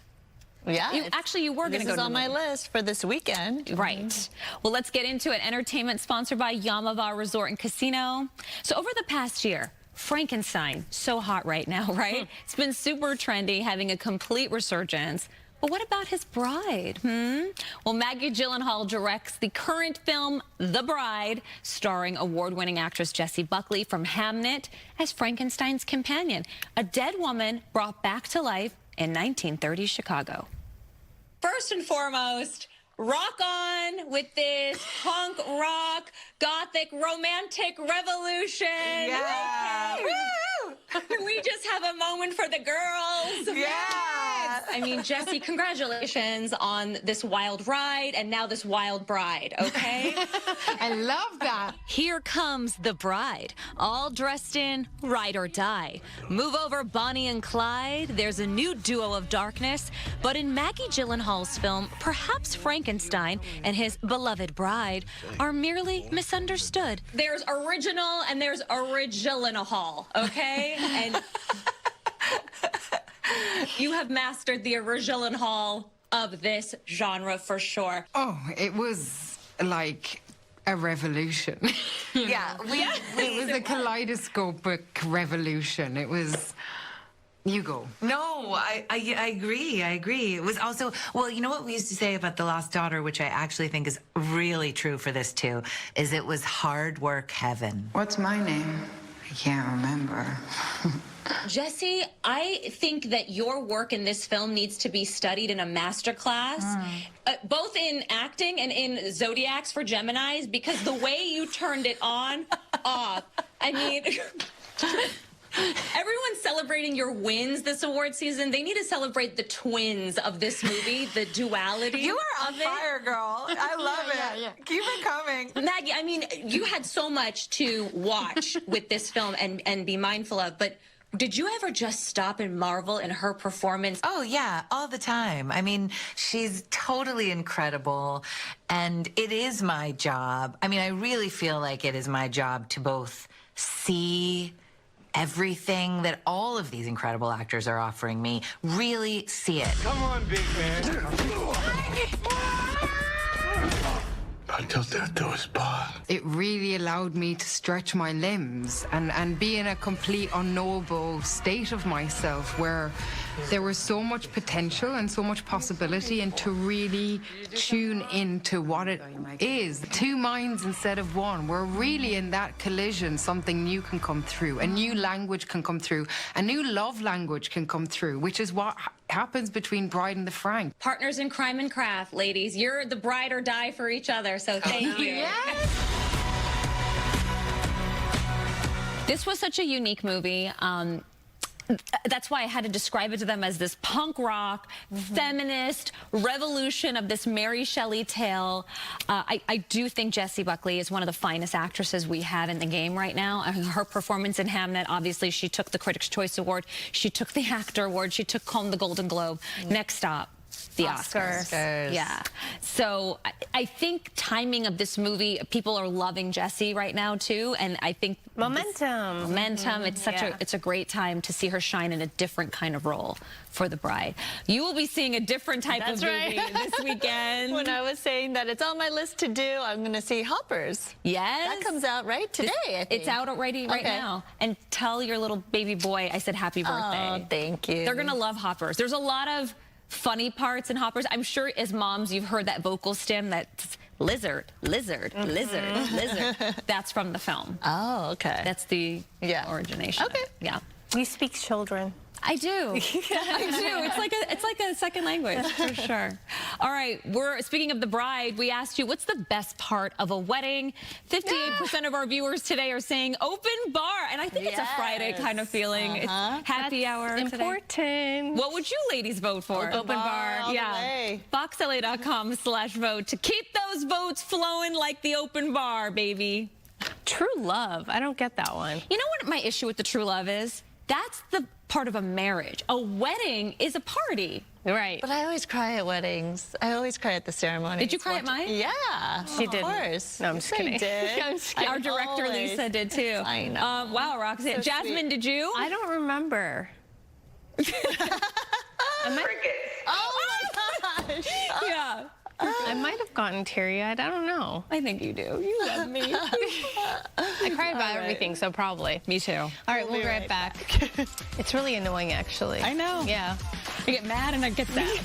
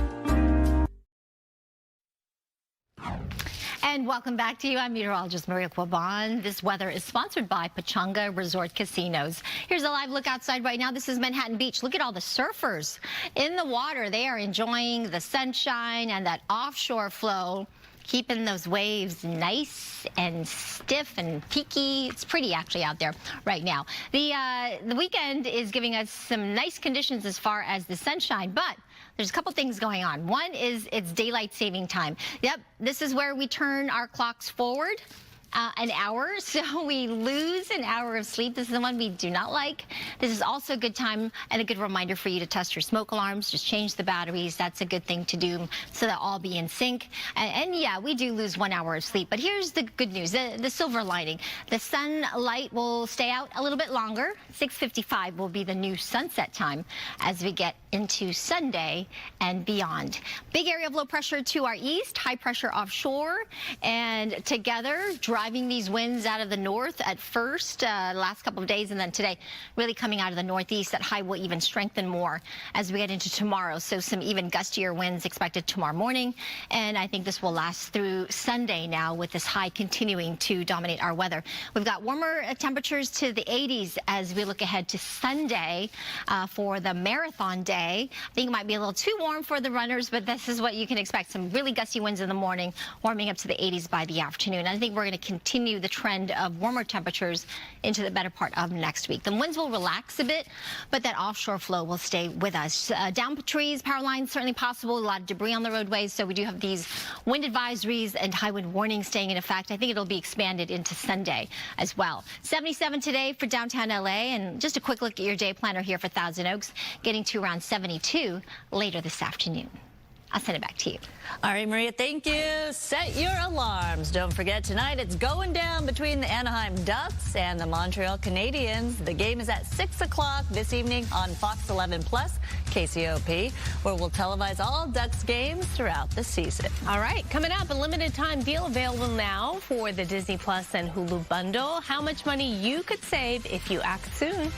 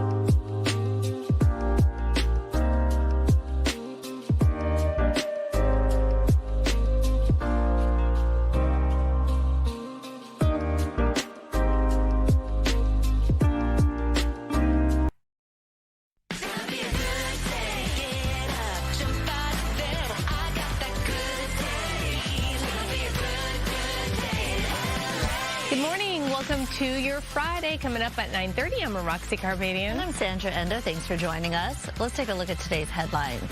Heightened security at LAX as the war in the Middle East continues. What you need to know if you're heading to the airport. Plus, what role should the government play in protecting kids online? How lawmakers are weighing the safety bill being pushed forward in Congress. And runners, are you ready? The LA Marathon is nearly here, and Brooke is giving us a preview of all the action expected at Dodgers Stadium. But first, a check on weather. I wonder how they feel about the time change coinciding with the run on Sunday. Oh my goodness, they have to wake up an extra hour earlier. We have had some strong gusty winds. Peak wind gusts over the last 24 hours. Simi Valley, 73-mile-per-hour wind gusts. They are very strong in Porter Ranch with that 66-mile-per-hour wind gusts. Malibu Hills, 64. Ontario similarly in the 40s or near 50. Palm Springs 41 miles per hour. And it's going to be similar conditions today into tomorrow. We have had every single day this month so far with above average highs. This actually brings yesterday's high of 77, the 13th day in a row of above average temperatures. We started the trend back on the last week of February. And normally, because of these strong gusty winds, we would be talking about really high fire danger. And the fire danger is still high. I want you to be careful of those fire ignition sources. But this is why it's not as bad in terms of the fire danger. We don't have any red flag warnings in effect. And all the rain we received this season thus far has really mitigated fire danger. So we are above average by about 7 inches of rain. So that's a good thing. 77 expected today for downtown LA. Our sun will set at 5:54. Be different on Sunday an hour later. I'll show you the 7-day forecast in just a couple minutes. Back to you. All right, Maria, thank you. Massive explosions are being reported across Iran on day 7 of Operation Epic Fury. Here's the latest developments from the war in the Middle East. Warplanes pounded Beirut and Tehran today as Israeli leaders announced a new stage in their military campaign, promising surprises but not elaborating any further. The death toll in Iran, now more than 1,230 people. Meanwhile, President Trump says that he wants unconditional surrender from Iran, warning there will be no deal without that. The president adds that he must be involved in picking Iran's next leader, refusing to accept one who would continue the current regime's policies. On this vote, the yeas are 212, the nays are 219. The concurrent resolution is not adopted. The House narrowly rejected a war powers resolution meant to stop President Trump's war with Iran. The vote was mostly along party lines. Most Republicans and 4 Democrats opposed the resolution, and most Democrats with 2 Republicans supported it. The Senate defeated a similar measure on Wednesday. The ongoing conflict in the Middle East continues to impact local air travel. Visitors to LAX can expect to see beefed up police presence. Haley Winslow live at the airport with more on these security measures that we're seeing there. Haley? Yeah, quite a few more police officers than you would normally see, some of them holding rifles. A very visible presence here just to try to make travelers feel safer and also just in case there are any kind of threats. Of course, big airports like LAX pose a threat with retaliatory attacks possible since the tensions in the Middle East are heightening. So officials say there's no credible threats that they know of, but law enforcement and federal agencies are increasing security just out of an abundance of caution. Of course, the concern comes from the possibility of the violence overseas sparking retaliatory attacks or security risks at major international hubs. But due to the ongoing developments across the Middle East, LAX PD's increased security measures all over the airport. It includes additional patrols around the airport, enhanced high visibility presence inside the terminals, and then just random checkpoints. They're also making a bigger presence around the neighborhoods that surround LAX. There's officers literally everywhere, and the businesses to make sure that they feel safe as well. We talked to some travelers. They said they were really excited about the increased presence. One lady said she was recently attacked by a homeless person, and having these extra officers made her feel safe. I think they need a lot of police here at the airports. Why is that? The lady almost set me on fire here. What? I'm not lying. This is because of the unrest in the Middle East. They have a lot more police here. I should feel a little safe. I should feel more safe than... Do you? Yeah, I do. I think that's good. I think they should have more security everywhere. Shoot, even the malls, everywhere we go. Schools, everywhere. Okay.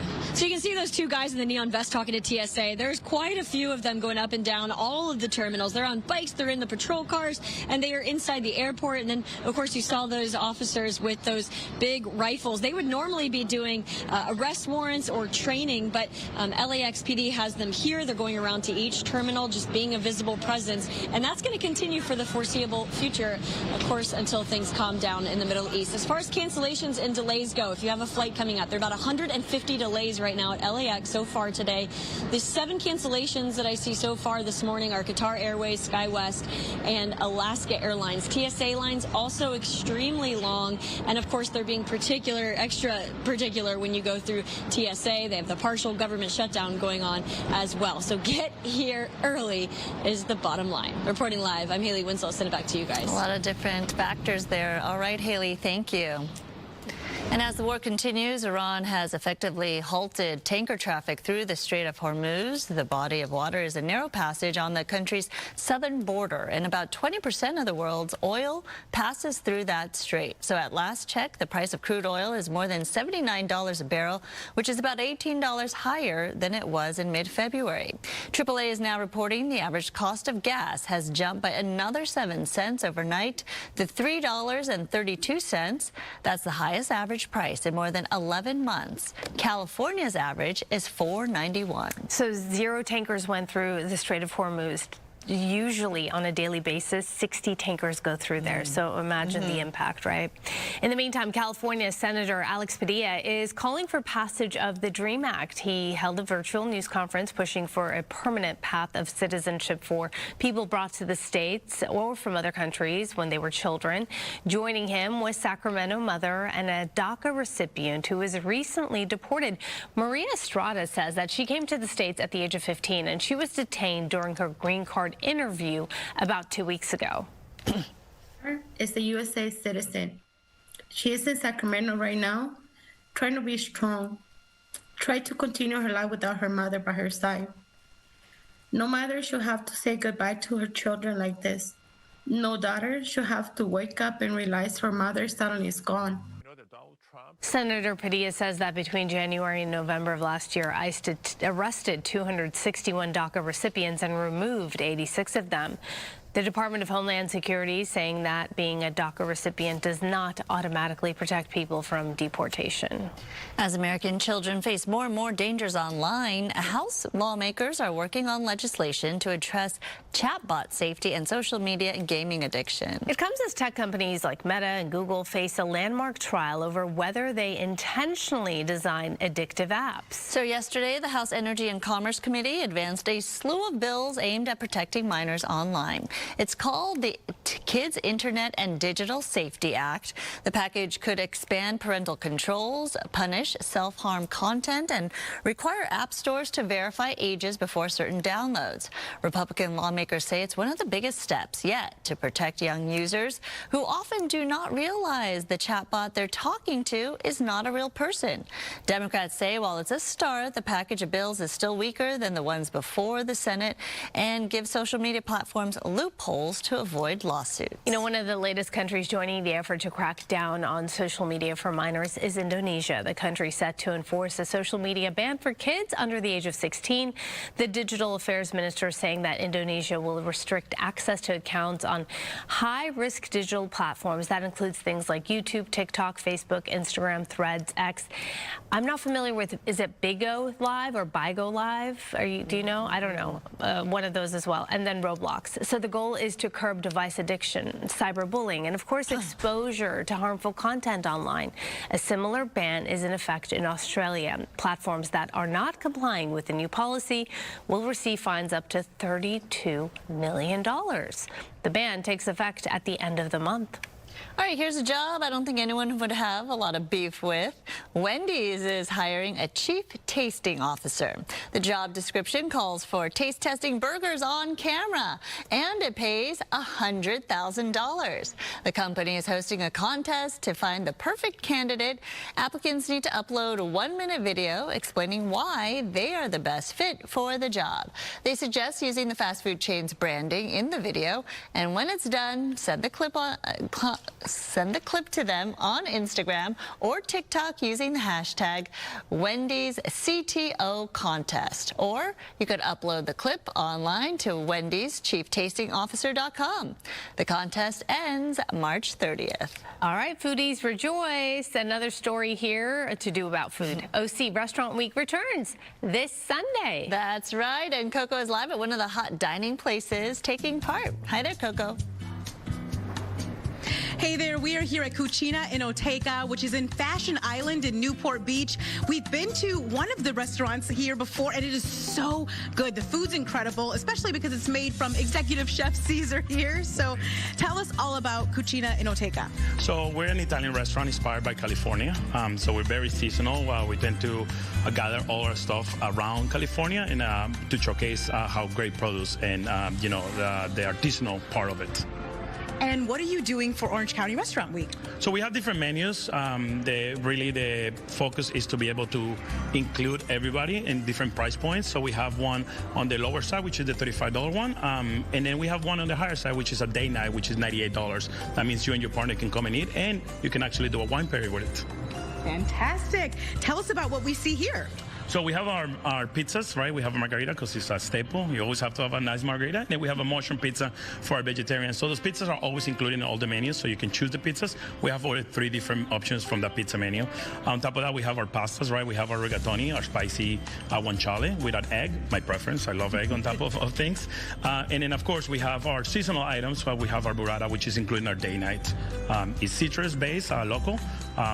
Pistachios and burrata in the bottom, because we all love burrata, right? Oh, yes, absolutely. And then we have desserts, right? And the tiramisu is included in the dinner for 2. So you get to share with your partner. And then we have a budino, which is our take on pudding, but Italian, of course. Well, thank you so much, Chef Caesar. Everything looks incredible, and I can tell you from experience that it tastes incredible as well. So Cucina in Otega is part of Orange County Restaurant Week, which is going to start on Sunday, and then it's going to run through next Saturday. More than 200 restaurants are participating. I'll send it back to you. Oh, my goodness. That's so fun. Love that. Coco, thanks so much. With Paramount Skydance acquiring Warner Brothers, Discovery, employees, and movie fans, they're wondering what's going to happen to the historic studio lots. They're so iconic. Well, the Warner Brothers lot is in Burbank. The Paramount lot is on Melrose Avenue. And for now, the plan is to keep each studio intact, with each turning about 15 movies a year. The LA Times reports the goal is to eventually consolidate most of the studio operations around the Warner Brothers lot. The Times says the plan for Paramount Studios is to lease out space for film production while developing other parts for retail use. Amid all the studio and streaming drama, Disney is offering a good deal to new and returning subscribers. From now until March 24th, people can get the ad-supported Disney Plus and Hulu bundle for $5 a month for the first 3 months, down from its usual $12.99 a month price. After the 3-month period ends, it will auto-renew at the current monthly retail price until it's canceled. The deal comes just in time for the highest-grossing animated movie of all time to hit the platform on Wednesday. And of course, we're talking about Zootopia 2. The LA Marathon returns this Sunday with more than 27,000 participants. It's LA's largest and longest running community sporting event, and Brooke Thomas joins us live from Elysian Park. Hi there, Brooke. Hey there, I'm really excited to bring you this next guest here on Good Day LA. Dina, come on over here. Dina is a 3-time Olympian. Even more important, you're an Olympic medalist. Because, and you know, it's every time you say that to somebody, they go, oh, whoa. That has to feel good, right? Yeah, and we're on the heels of celebrating the Winter Olympics, but it's hard to even put our minds in Italy when the sun is shining and the expo is so beautiful to welcome everyone that'll be participating. 27,000 stories taking to the streets this Sunday. And you're a runner. That's your sport. That's what you want to medal in. How does it feel to be out here amongst your community? You know what I mean? These are your people. Runners. I love it. I really do love it. And being able to welcome people here and to pick up their bib numbers. They put in so much work leading up to this. The marathon isn't something you can wake up Sunday morning and decide to jump on the starting line. It really takes a lot of preparation. So today is to celebrate that preparation, give them their bib numbers and their commemorative T-shirt, and tell them to go rest for the rest of the weekend. Okay, two things, okay? I would like you to first, any advice that you have for runners participating this weekend, and then advice for the spectators. I mean, luckily it's great spectating weather also, right? And the runners really do feed off of that encouragement. But for the runners themselves taking to the streets, it is going to be a warmer day. So if you could run on the shady side of the street, wear light clothing, make sure you're hydrating early in the race. You know, a lot of times at mile 1 and 2, you may not be thirsty yet, but take in those fluids so that you can stay on top of that hydration. And I feel like you've got to at some point be able to take in the accomplishment, right? Absolutely. I mean, a lot of the reward is in the journey itself and getting yourself fit and fabulous even before race day comes. But race day really is a party and a celebration, starting right here at Dodger Stadium, where they'll be let off into the streets. But there is no race like the Los Angeles Marathon because you get to see so many of the iconic landmarks that the city has to offer, this cultural melting pot, and you really do get to celebrate that every mile along the route. Dina, what a joy it has been to chat with you this morning. Congratulations to all the runners. We're excited for you. Back to you. All right, I know the time change and the weather is a factor. I ran my one and only marathon in New York when there was that time change, and the only factor I didn't think about is how hungry I would feel. You feel hungry like an hour off your normal time, so you got to make sure to fuel. Yeah, you got to fuel right and think about that. Not only get some extra sleep. Did you exceed your own expectations that day? I made it. I crossed the finish line. Yeah, that was my only hope, so I did it. You made it. My one and only time. It was a bucket list item. Listen, Brooke, I will speak for both of us. We have not done a marathon. Yeah. Okay. No, and we won't. And you know what? I think that's okay. Yeah. You know what I mean? I just had a feeling like we're aligned in that. I look forward to hearing stories from runners. I love to hear about their lives and their experiences. You know what I mean? Like I look forward to listening. You know what I mean? Yeah. All right, you guys are good hype girls, that's for sure. All right, thank you, Brooke. So coming up, we've been talking about how it's windy outside today and through the weekend, so why not stay indoors for a cozy game night with the family? So the Toy Insider back this hour with some puzzles and games you can play to maximize that quality time with the fam.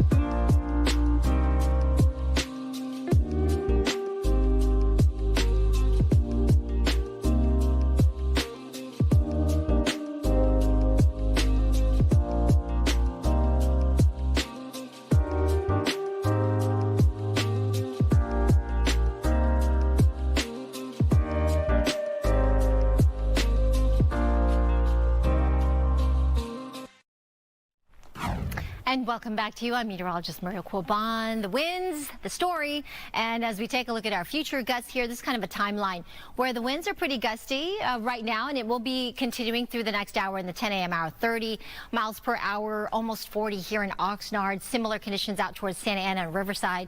As we fast forward to tomorrow morning and tomorrow afternoon, we're going to continue. In fact, slightly stronger winds, as you can see here, and that's why we have those high wind warnings and wind advisories in effect. Even on Sunday morning, which is the LA Marathon, we're talking about 40, 45 mile per hour wind gusts here in Pasadena, Woodland Hills, probably also near Dodger Stadium. We're looking at some strong winds to start the race. Things will start to quiet down as we get into Monday, Tuesday of next week. Still that offshore flows with us, and then a little bit of a sea breeze on Tuesday, so that will bring our temperatures down slightly. If you're headed to the beach, the offshore flow, good for surfers right now. There's a lot of surfers out in the water, 2 to 4 feet from Ventura South into Orange County and San Diego. Temperatures on the sand mid-70s. Downtown LA, Inland Orange County, upper 70s, and it will warm up as we get to this weekend into the mid-80s on Sunday. Don't forget, tomorrow night, setting your clocks forward an hour with daylight saving time beginning. Valleys, Inland Empire, mid-70s today. The mountains 45 with those gusty winds really kicking in out of the northeast. And as we take a look at next week, it's going to stay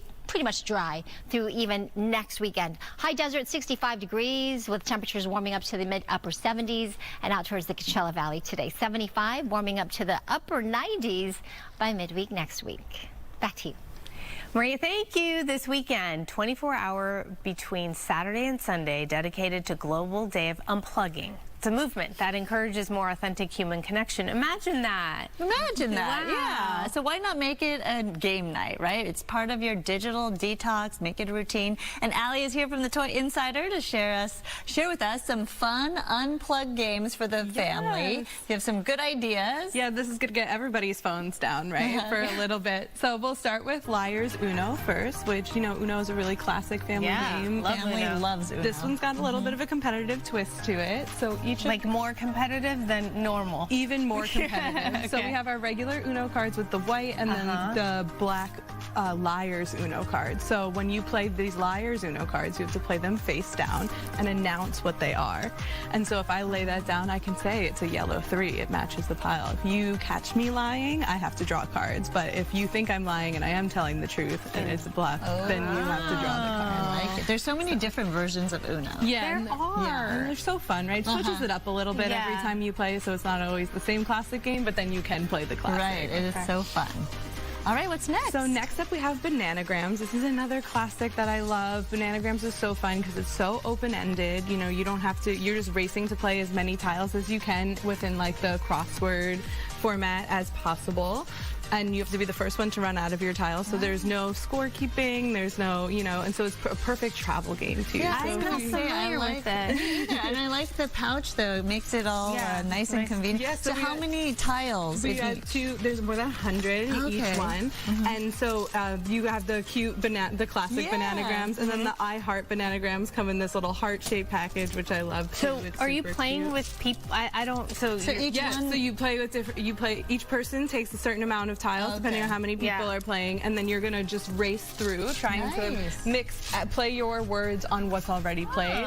There's no board to constrain it either, it's not so you like can Scrabble, play super open-ended. It's the same gameplay but a little bit more travel friendly. Yeah, nice. Exactly. So next up we have Fast Friends. I love this one because it's great for people that you know really well to play with or people you're just meeting.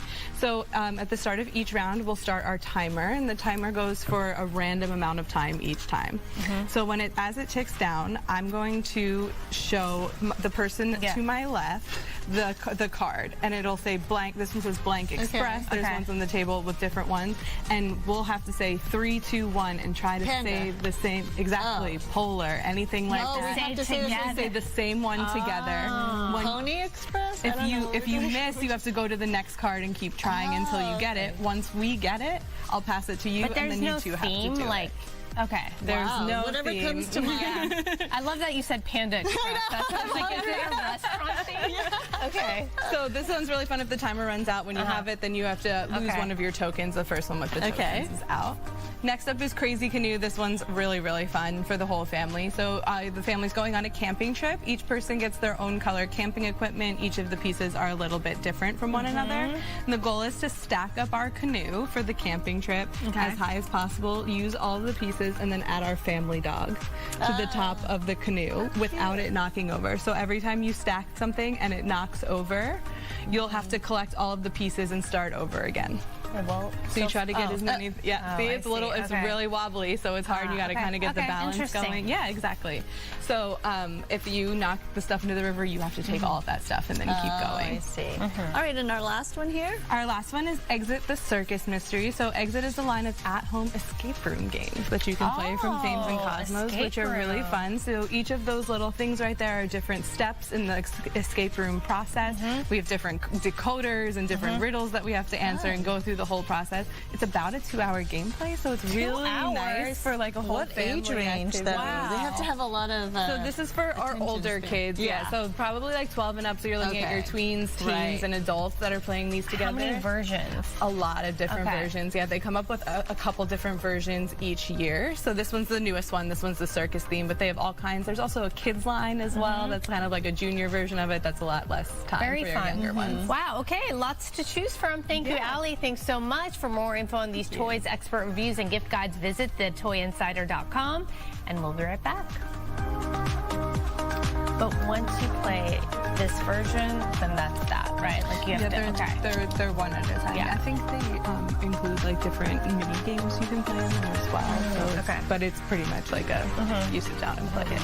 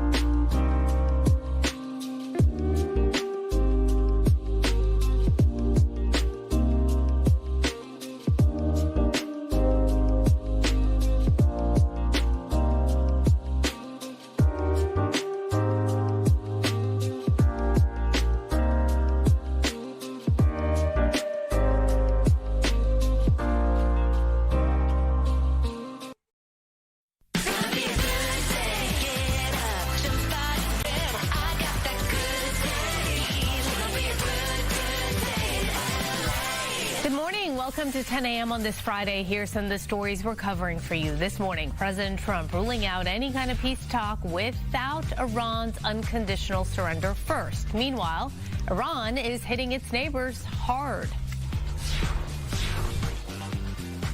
And we have a check on weather, of course. This weekend's going to be a hot one and windy one, right, Maria? Yeah, that's right. Really windy. Actually, right now, current winds clocking in near 20, 25 miles per hour in San Bernardino, out towards Santa Ana and Orange County, 10 to 20 miles per hour. Stronger right now in parts of Ventura. These are sustained winds, so wind gusts are actually at least double that. I'll go over the wind warnings, wind advisories, and for how long coming up in my complete forecast.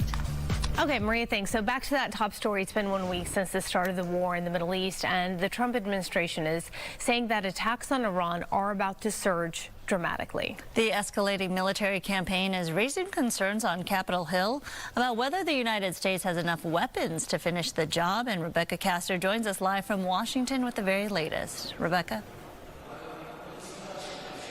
Roxia, Sandra, in just a little over an hour, President Trump is meeting with defense contractors to talk about replenishing the country's weapons stockpile as he issues a new warning to the Iranian regime.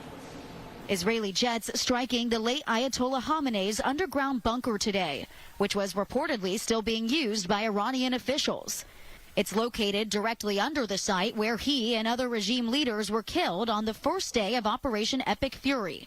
Senior Israeli officials tell Fox News Khamenei stayed above ground that morning, partly due to Israeli and American deception about potential strikes. This is the kind of no-nonsense, results-driven warfighting that America demands. And this morning, President Trump posted online that there will be no deal with Iran except unconditional surrender, adding after the selection of an acceptable leader, the U.S. and its allies will make Iran great again. Today, defense industry executives are convening at the White House as some lawmakers grow concerned about the nation's weapons supply. We started this war 5 days ago with an insufficient stockpile in these key missile defense interceptors. The White House says the meeting was scheduled weeks ago, but it also coincides with a new supplemental budget request the White House is expected to send to Congress to replace weapons being used. Nobody who opposes this war should support an additional dime. Still, the Trump administration says U.S. forces have more than enough to finish the mission in Iran. These days, we're spending a lot of time shooting down $100,000 drones with $10,000 weapons. For now, Congress is allowing President Trump to continue the operation after striking down war powers resolutions in the House and Senate. Sandra and Araxia, back to you. Well, also, you know, the fact that Iran is escalating things not just within its own country, but really all of the neighboring countries now could be involved in what is becoming a bigger war. That's right. And we also learned today that the Iranians are getting help from the Russians. Washington Post had it first. Fox News was able to confirm that Russia is providing intelligence to Iran about where the locations are of U.S. military bases and U.S. warships over there in the Middle East. So that's a development to be watching as well. That is a big development, actually, because up until now, Russia and China had been quiet about things. Seemed like they want to stay out of the mix. But if that is indeed what's going on, that does change things quite a bit. It does. It's a move right out of the U.S.'s playbook. We're doing something similar with Ukraine. This is preventing us from sending troops to Ukraine. This is preventing Russia from sending troops to Iran itself. So it's a playbook that we all are very familiar with. We'll see what happens and if things escalate in that region as well. Thank you so much, Rebecca, for the details. On to this now. Gas prices are climbing across the nation because of this war in the Middle East, and no one is feeling it more than drivers here in Southern California. AAA saying the average price for a gallon of regular unleaded in Los Angeles is $4.99. That's up about 11 cents from yesterday and about 30 cents up from last week. Prices in the OC, in the Inland Empire, and Ventura also near the $5 mark. The Dow fell nearly 800 points yesterday as surging oil prices raised fears about the economic toll of Iran. Southern California drivers are seeing the impact of the war so far. The local air travelers are also seeing the impact as well. That's right. LAX police say they are stepping up security at the airport in response to the conflict, and Haley Winslow has the details. As tensions are rising in the Middle East, it's also getting a little bit more tense here at LAX with beefed up security and police here to keep people safe. Officials say no specific threats to LA, but law enforcement and federal agencies increasing security out of an abundance of caution. The concern, of course, stems from the possibility that the violence overseas could spark retaliatory attacks or security risks at major international hubs like LAX, often considered high visibility targets. So that's why we have officers holding those big rifles, extra patrol vehicles, and the security teams that are here to help deter potential threats and reassure travelers. We talked to a lot of people kind of going in and out of LAX, seeing these officers on their bikes, their motorcycles, and in the patrol cars, and also cracking down with citations for people who are leaving their cars unattended outside LAX and running inside real quick. We talked to them about what they had to say with this increased presence here at the airport. To see police here feels like safe, this place. I think that's good. I think they should have more security everywhere. Shoot, even the malls, everywhere we go. Schools, everywhere. It's all new to me. I haven't seen this side of the place before, so I thought the security was pretty lax when we first came in here. We'll be seeing extra police here at the airport until further notice. Los Angeles Airport Police putting out a statement about increased security, which includes enhanced high visibility presence inside the terminals and random checkpoints at airport entry points. If you do have a flight coming up at LAX, get here early. You can see things are getting pretty busy, and there are quite a few delays and cancellations. So far, the cancellations involving Qatar Airways, Alaska, and SkyWest. Global entry also paused because of the partial government shutdown, but TSA pre-check is still running pretty smooth, although travelers saying the lines are long. Reporting at LAX, I'm Haley Winslow, Fox 11 News. Haley, thank you. A mother and her 15-year-old daughter managed to fight off a predator who police say tried to kidnap and sexually assault them in Anaheim. Police say the woman and her daughter were walking near Lincoln Avenue and East Street yesterday afternoon when a man jumped out from some bushes and tried to pull them off the sidewalk. But they fought back, escaped, and immediately called police, and they gave a detailed description of that suspect. Officers were able to then arrest 59-year-old Jose Godino for kidnapping and attempted sexual assault. LAPD officers arrest a pair of suspected copper thieves early this morning in Van Nuys. Investigators say the men were trying to steal copper pipes from Anatole Avenue Elementary School. When officers arrived, they chased down the suspects on foot and have them in custody. Continued strong winds may put a crimp into your weekend outdoor activities. Gigi Graciette has the details. She's been getting blown around all morning long. Hi, Gigi. Good morning.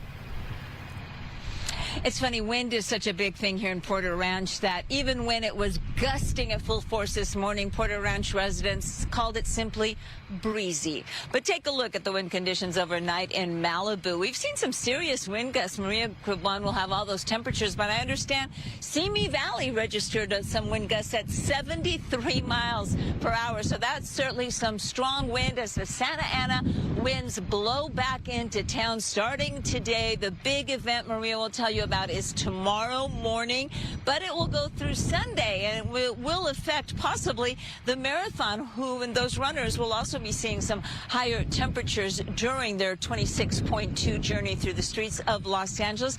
We spoke to some residents about concerns that come with high wind warnings.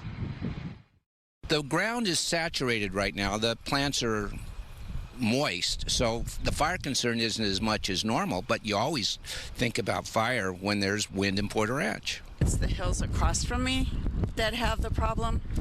Last year we were on alert for evacuation, so I have a go bag ready in my car and stuff for my dogs in my car, so I'm ready to up and leave if need be. You are ready to go if need be. Good for you. Well, we live in the land of rock and roll, so who knows when we're going to have another earthquake. And as always, it's not a question of if we'll have an earthquake, it's when. But it's always good to be ready, even during a high wind warning event. Check your batteries, make sure your phones are charged. We often see power outages with high winds. Again, Maria Cuevon will have much more about this Santa Ana wind event. And if you're running the marathon on Sunday, be sure to have plenty of water and fuel on you. Those temperatures are going to be hot. Reporting live, I'm Gigi Gracia. Back to you. You would know you're a big runner. I know, Gigi. Thanks for the good advice. Gigi's over it. She used to get inside, right? Yeah. Those winds. I see it in her face. I know the feeling. You know, I could almost feel it in my throat for her with all the dust out there that's blowing around. These winds have been just whipping all day today. It really started a couple of days ago with those winds coming out of the north. Now it's definitely coming out of the northeast. Our current wind situation, you can see how the arrows are moving in from the northwest toward the southwest. Classic Santa Ana wind condition. And I love that one resident in Porter Ranch saying, hey, you know what? We've had all this rain, so fire danger has been mitigated. But that being said, it is still Southern California, so you really do still need to be cautious with any fire ignition sources because those winds can take a small spark and create a large fire. So just be extra careful with cigarette butts, those power tools, and things like that. These winds are here with us for a while, at least through Sunday. Those wind gusts could get anywhere from 50, even 65 miles an hour. So these are very strong, potentially damaging. We'll see debris on the roadway, some down trees and power lines certainly possible, and some power outages, as Gigi mentioned. It is going to warm us up, though, so temperatures will get up to well above average, even in the 80s tomorrow into Sunday.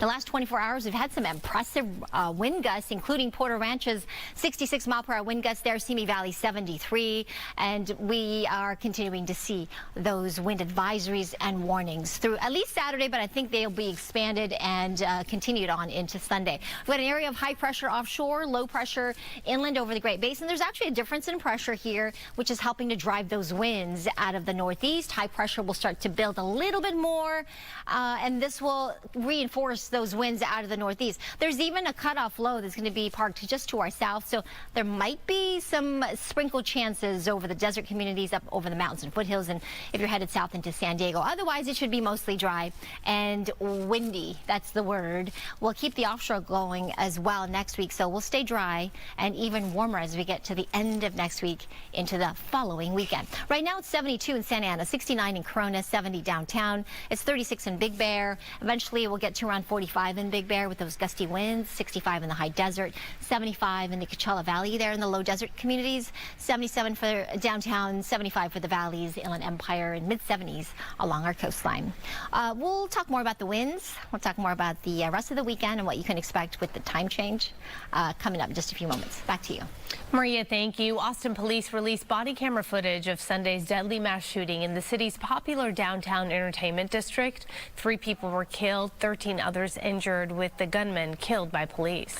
And here's a warning for you. Some people might find this video upsetting. Fox's Brooke Taylor reports. Disturbing body camera footage shows Austin police officers racing to stop the mass shooter who killed 3 and injured over a dozen. The suspect, armed with an AR-15, gets out of his SUV and shoots a pedestrian in the parking lot. He then walks toward a popular bar. The crowd ducks and runs to safety. There have been multiple people shot. We need help right now. As 911 calls pour in, officers respond within 57 seconds. Where is it? Over there,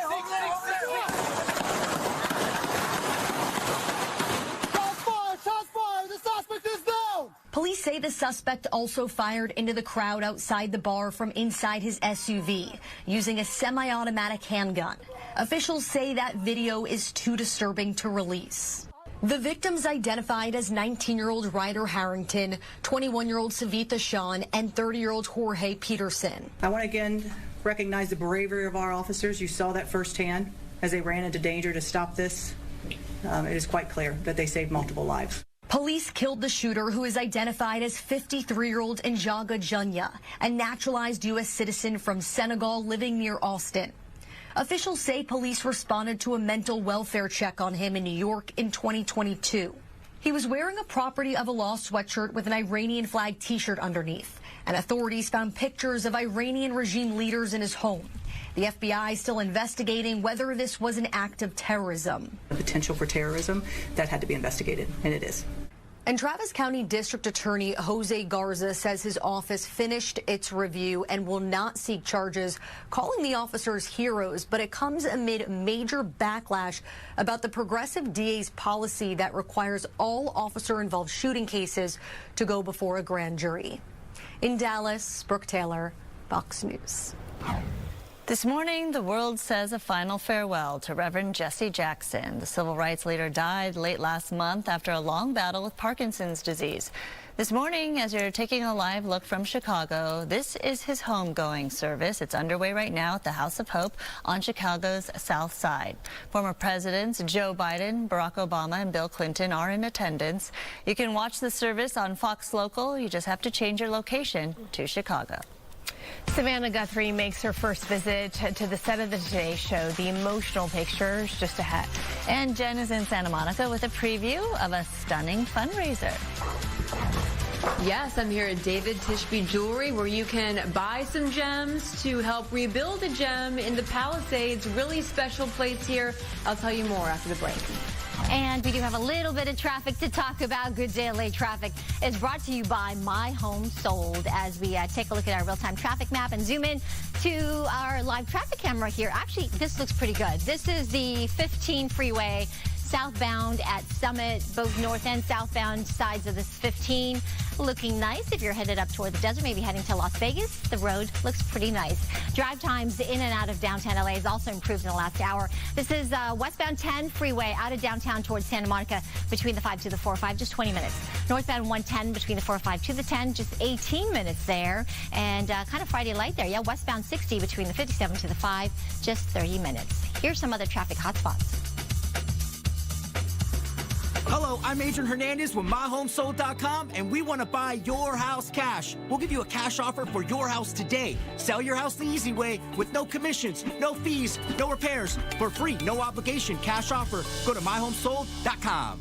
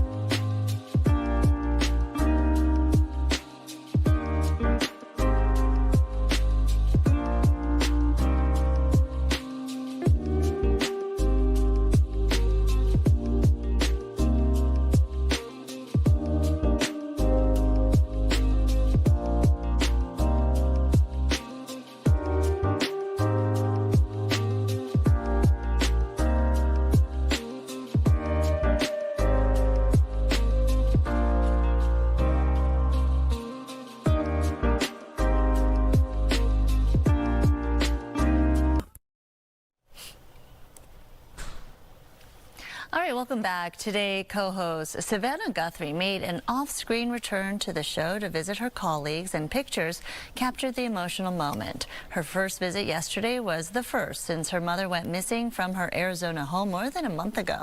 Guthrie is reportedly still planning to return to the morning news program at some point, but right now remains focused on supporting her family and working to help bring Nancy home. 84-year-old Nancy Guthrie was last seen at her home outside Tucson on January 31st. Authorities believe she was kidnapped, abducted, or otherwise taken against her will. The Guthrie family has offered a $1 million reward for information leading to their mother. Wow, those pictures so full of emotion. Tough to see that. The defense attorney for the man charged in the deadly Palisades fire is demanding the case be dismissed. Jonathan Rindernech was arrested last year for allegedly starting that Lockman fire, which investigators say sparked the Palisades fire. His attorney says, though, new evidence shows the Palisades fire was actually caused by government agencies not doing their jobs. He says the DOJ's criminal complaint blamed the fire on fireworks or an incendiary device, but the search warrants found nothing. Based on the new evidence they have, with the understanding that they know the criminal complaint is inaccurate, the origin and cause report is inaccurate, I believe they have an ethical obligation under the Department of Justice manual. They have an affirmative obligation to review this and dismiss the indictment. He added Rindernech even called 911 to report the Lockman fire. The 30-year-old has been in the men's detention center more than 150 days. A collection of stunning jewelry is being sold this weekend to help raise money for rebuilding efforts after the Palisades fire. The funds will help rebuild a local church and school. And joining us live is Jen. Hi there, Jen. Hi. Where's the bling? Yes, I'm here at David Tishby Jewelry in Santa Monica, here with the man himself. Thanks for letting us into this beautiful showroom. This place has quite the story. So you're holding this estate sale, multiple estates for the next couple of days, showcasing all these beautiful pieces. Tell me why you're doing it. So for the people who don't know us, we used to be in Pacific Palisades, and after we lost everything in the fire, we rebuilt and we restarted our business here in Montana. And we've had tremendous success and support from our community, from our neighbors, from our customers. Yeah. And many of our friends lost heirlooms in the fire, which cannot be replaced. Right. Even if we want to make them today, it's pretty much not possible. Yeah. So we decided to host this event for vintage and estate jewelry, hoping that our friends and customers will find nice things to replace their heirlooms. Right. So this is pretty much the purpose of this event. And we are also going to support, with the proceeds of this event, our friends at Calvary Christian Church. Right. It was the church that burned down? Yes. Yeah, and the loss there was substantial. And as we know, I mean, it's a church, it's a community place where people go and gather. So it's more than just a building, right? Absolutely. We owe our success to our community, and they are the ones who help us get to where we are. And we see this as an amazing opportunity to support our community back and be there for them and show their resilience and our support. Yeah. Can we get your wife over here, Holly? Is she? There you are. Okay, you were telling me that you started this this spot here in Santa Monica 6 months ago. So actually, it was 6 months after the fire. Wow. The fire was, of course, in January. Everyone knows that. We started planning pretty soon afterwards.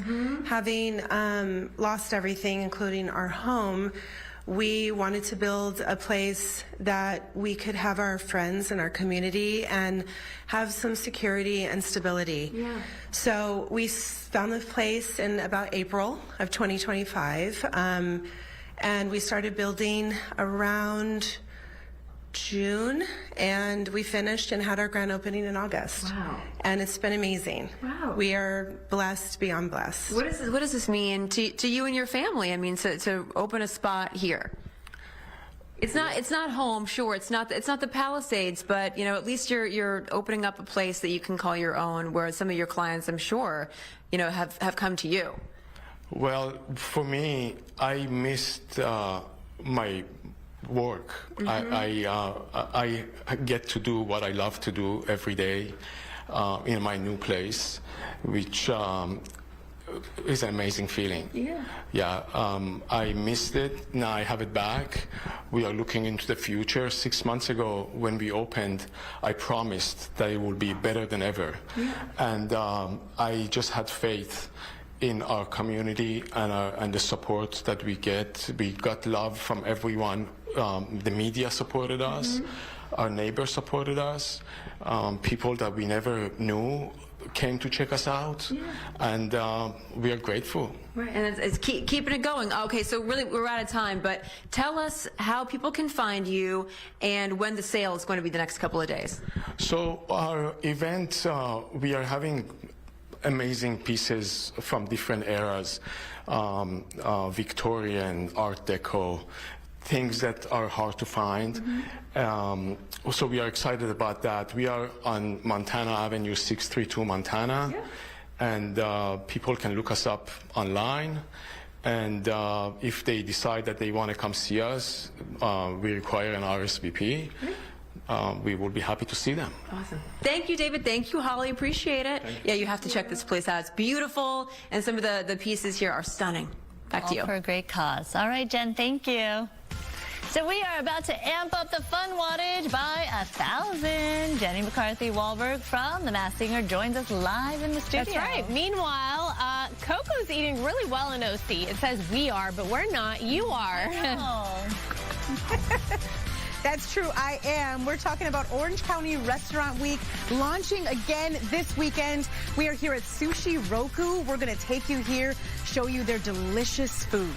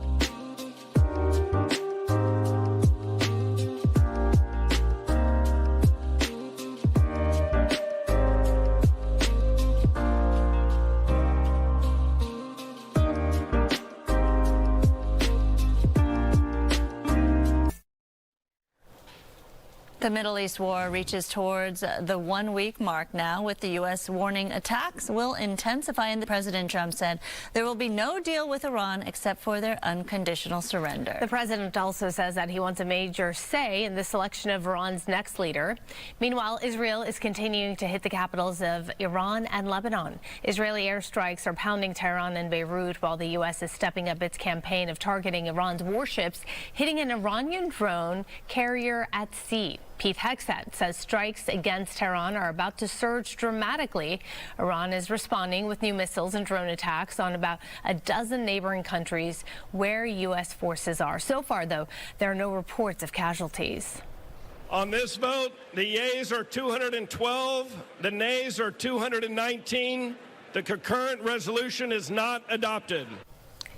Yesterday, the House narrowly rejected a war powers resolution meant to stop President Trump's war with Iran. The vote was mostly along party lines. Most Republicans and 4 Democrats opposed the resolution, and most Democrats with 2 Republicans supporting it. The Senate defeated a similar measure on Wednesday. All right, weekend's looking good, right, Maria? But just a little bit gusty. A little bit windy, yeah. But we have a couple things going on this weekend. As you know, we've got the LA Marathon on Sunday. And then that tacked on top of that, daylight saving time is starting. This is the one we do not like, guys. This is when we turn our clocks forward an hour, so we spring forward, and it's a good time to check on your smoke alarms. Just change the battery. That's a better idea. And yes, we do lose an extra hour of sleep, or we get 1 less hour, basically. The silver lining, I suppose, is that we get the sunlight a little bit later. So the new sunset time is at 6:55 in the evening. Right now it's 68 degrees. Downtown LA, the wind's mostly calm, but man, the winds are still pretty strong below the canyons and passes. Looking at our future wind gusts here, 30 miles per hour, nearly 40 in Oxnard. Out towards Santa Ana, below the Santa Ana Mountains, we're looking at some really strong wind gusts, and it's going to get stronger as we get into tomorrow morning, and then it'll weaken a little bit before Sunday morning at the start of the race for the LA Marathon. Looking at 40, 50 mile per hour wind gusts, and right around the Dodger Stadium area, so just in time for runners to get on their run. It will weaken as we get to Monday, Tuesday of next week. We'll get a little bit of a sea breeze, but generally we're going to keep this offshore flow going, and that's going to keep us nice and dry through the end of the week next week, and potentially even warmer as we get into next weekend. Today, around 77 for downtown LA, 73 for San Diego. Here's your day planner for Thousand Oaks. We've got some winds, of course, getting up to around 72 later this afternoon for that high temperature. Anaheim, upper 70s with plenty of sunshine there. And as we get to Big Bear, again, that drive up to the mountains, even through parts of the desert, it's going to be really gusty. So please be careful with, especially if you're driving those high-profile vehicles. We do have those high wind warnings and wind advisories in effect, getting up to around 42 in Big Bear. I'll send it back to you. All right, Maria, thank you. The tidal basin in Washington, D.C. will soon be awash in pink cherry blossoms, a sure sign of spring in the nation's capital. And yesterday, the National Park Service released its prediction for peak blossom activity. It says the trees will likely be at their peak between March 29th and April 1st. The official Cherry Blossom Festival will take place March 20th through April 12th. The NPS says it plans to plant another 400 trees around the National Mall area. The original 3,000 trees were a gift from Japan, and this year the Japanese government is sending an additional 250 trees to celebrate America's 250th anniversary. If you've ever been, it's so great to see in D.C., and tons of tourists come, of course, just to watch those blooms. Yeah. It is gorgeous. It's beautiful. It really is. Okay, now let's talk about food. Foodies rejoice. OC Restaurant Week returning this Sunday. Coco's live at one of the hot dining places taking part, one of our favorites, Sushi Roku. That's right. Hey there, it's one of your favorites for a good reason. Really good food here, and they are part of Orange County Restaurant Week. So I'm here with Judy now, who is the manager at Sushi Roku. So tell us about the restaurant. Thank you, Coco. So the restaurant, we pride ourselves on being a contemporary sushi restaurant. So we serve also not only sushi, but also entree items such as Jidori chicken and filet mignon. We make sure to use very fresh ingredients, sushi from Japan, and so on and so forth. Love that. What are you doing for Orange County Restaurant Week? So Orange County Restaurant Week, we're serving our Lux menu. So it's kind of like a prix fixe course menu, a little bit more on the premium side. and take us through the dishes we see here. They all look so bright and beautiful. Thank you. So in front of me, I have our flute kumquat, as well as our white lotus roll. Assortment of nigiri, starting from toro, sea bream, salmon, and wagyu. Ooh. Our toro carpaccio, our tuna hanabi, Brussels sprout chips, baked crab cut roll, and our hamachi serrano. And you have dessert options too. Yes, thank you for asking, Rafa. So this is our carnival cake, one of our signature items. It's going to be a cheesecake made in-house with a cotton candy on top. So I'm sure this is truly like a crowd favorite. 100%, 100%. We'll dig in and after. Exactly. I love the presentation. It's just so inviting, and it looks delicious as well. Well, Junie, thank you so much. Thank you for having me. Thank you for having us and welcoming us into Sushi Roku here in Newport Beach. It's within Fashion Island. If you haven't been yet, make sure to stop by. And Orange County Restaurant Week is a great time to stop in. That starts on Sunday. It's going to roll until next Saturday. More than 200 restaurants are participating, including Sushi Roku here. I'll send it back to you. Thank you, Coco. My goodness, we are just having a ladies' who lunch, minus the lunch, but we are just chit-chatting. Entertainment is sponsored by Yamava Resort and Casino. She was one of my first interviews 18 years ago in 2008, and I feel so happy to be reunited. We've had a lot in between, but Jenny McCarthy Wahlberg continues doing her thing on Fox's The Masked Singer. Here she is in action during next week's Care Bears theme. On me, because I thought it was Christina Perri. It's obviously not. So I have to rely on my former clues. And there's a clue, you guys, we previously got, and it was a waitress clue. Yes. Well, what does that make me think of? Broadway. So we were both feeling that Sarah Bareilles, but you know, there's also the Jennifer Nettles of them all. You know, I did a show with Jennifer Nettles, and I just don't hear that in her voice. Then it's Sarah Bareilles. You're good, by the way. I'm very good. You're good. I'm so competitive, you guys. It's crazy. You'll fit in right with us. Right? Welcome. You look great. Thank Share you. all your secrets. Oh, my God. Thank you very much. Well, first of all, happiness, good marriage, and, of course, formless beauty, which we're going to have to talk about in a minute. But Masked Singer, you know, we're on season, I think it's 14 now, and I'm so proud of it because it's a show where you can watch with the whole family, where you don't feel like you need to take a shower because it's gross. You know what I mean? Right. This show is like uplifting, sweet, and then we've got the Care Bear episode coming up. I love that. And of course, I represent Cheer Beer. Yeah. This is my Chicago. Could you hear that? Cheer Beer. Cheer Bear. Did you dye your hair? Well, I'm wearing a wig. Oh. That is a good one. You know what? I live by wigs now because I'm too darn lazy to do my hair. I want to do that. Seriously, you wake up and you literally go, and that's what I did. How many do you have? I have like 20. Wait, is that one? It is. No. Oh my God. It's a good one. Oh yeah. I mean, I got about 20. And is it glued right? That's the trick? No, just pin them. You just literally take 2 seconds to go flip. Girl, drop the wig length. Drop the wig. I know. Maybe we won't start carrying a formal studio. But you're so busy. And on top of all that, I want to say thank you for creating a cruelty-free makeup brand because in my older age, I am getting more conscious about what I'm putting on my skin and it's paraben-free, gluten-free. Correct. I have celiac You can use disease. it. Wait, explain that part. Okay, gluten-free. It's not like I'm eating it. There's gluten, though you absorb it. It goes in your system. I've never thought of that. Oh, yeah. I have celiac disease. Wow. I created the company because I have so many allergies. Plus, I'm very conscious. I don't want to die for beauty. And when I looked into the ingredients, you guys, for makeup. It's like poison. It's so poison. Yeah. And mascara, this is why our mascara sells out. It might be sold out by the time you guys go online. But we're one of the very few without hormone disruptors in there. Oh, if you Google, does mascara have hormone disruptors? It will say, oh, yeah. Crazy. We don't have formaldehyde That's in my there. problem. It's my mascara. I'm going to tell my that's what's troubling my hormones.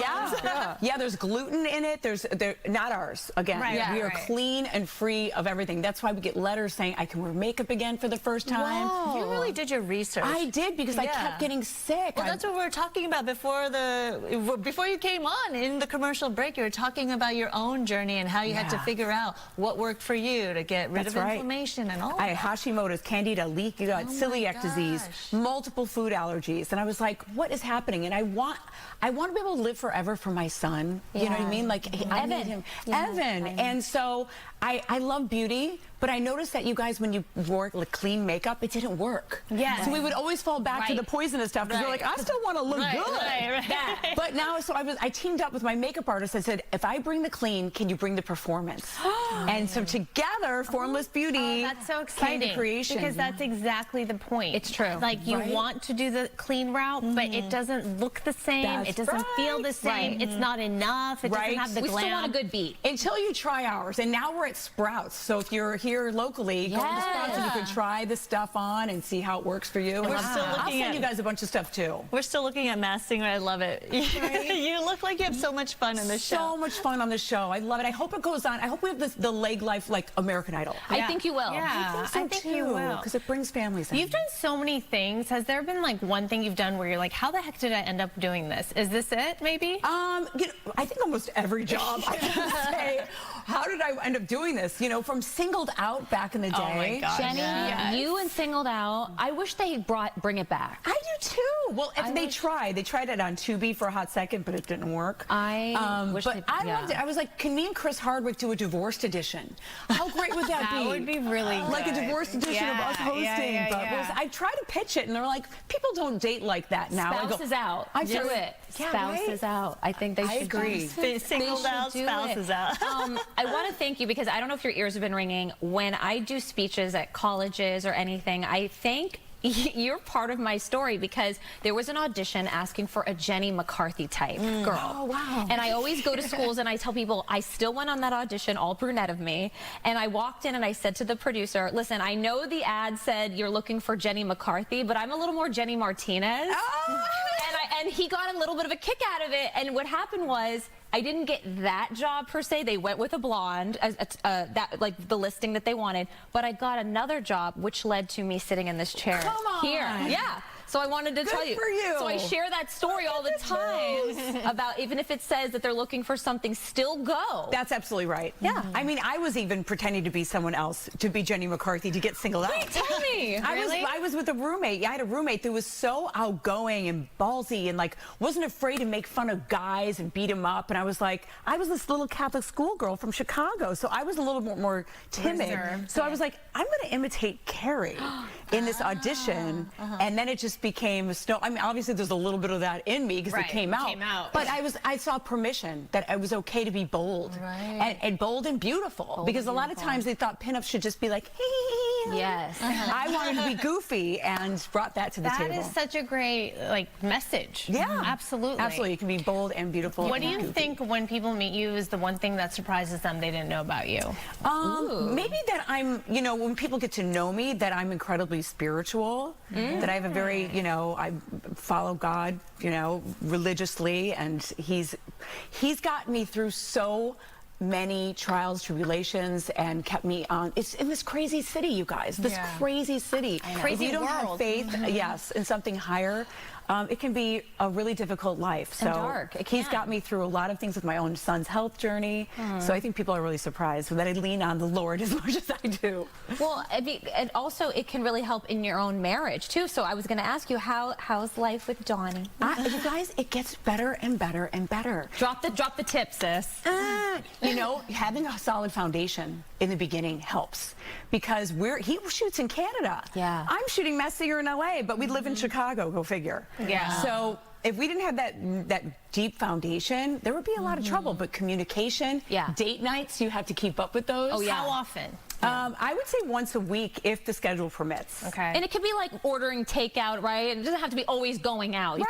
Just quality time. Quality time. At least once a month minimum. Oh, yeah. For sure. Yeah. So how do you separate the parenting roles and the work that's involved in that? Because we often talk about how once you have kids in a relationship, it really changes the dynamic of the couple. You know, we were so grateful because he was coming in with his kids and I was coming with mine. So it was a Brady Bunch scenario. It wasn't like a guy that didn't have children. Right. So integrating worked out beautifully. And Donnie said something beautiful to me in the beginning. There he is. There he is. When he surprised you. I know.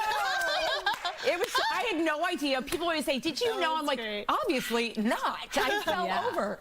But, you know, with Donnie, he said, you know what, let's be role models and show our kids what love looks like. We have to be examples of what a healthy, loving relationship looks like. So we never held back doing the kissing and the hugging. Good. And they got that. They see that we're, you know, in love. Still, passionately, like years. I see the butterflies when he calls. Oh, that's so sweet. Kids get like very giddy when they see mom and dad show affection. That's exactly right. It's actually very sweet. It's so important to them. You don't realize it, but you see their eyes like light up. It's true. And my son always goes like, you guys are so cute. Like, last night he goes, you guys, your nicknames. We have nicknames. I call him Mister. He calls me Lady. So good night, Mister. He says good night, Lady. And Evan goes, I think I want to use that on my wife someday. That's sweet. You are inspiring them to have a healthy marriage. And what I love about you guys is you do your thing, he does his thing. You don't get jealous because you know he's got a lot of NKOTB fans. Love it. I just gained sister wives. That's what I call them. Yeah. Because they're the best group of women you guys could possibly imagine. They are. They're there for each other with diagnoses or breakups or you name it. Like it's a sisterhood like I've never seen. If there should be people doing experiments on this group of women because they're that amazing. It's the generation. It's the millennial Gen X girls. I will give it. You guys are onto something. We're good girls. We're keeping these concerts in business too. And these were the Backstreet Boys, New Kids on the Block. Thank you guys. Thank you. We love it. We appreciate. We love seeing you every Wednesday night. Also your outfits, your hair, your makeup, your glam. Well, now I try that. All the makeup. I want to leave everything. And the wig. Yeah. I'll leave you that number too. Can you leave your wig and then we can just try it on with the makeup too? I think that'll look great with my dark eyebrows. That shade will Very Madonna. Very Madonna. Thank you so much, Thanks, Jenny. ladies.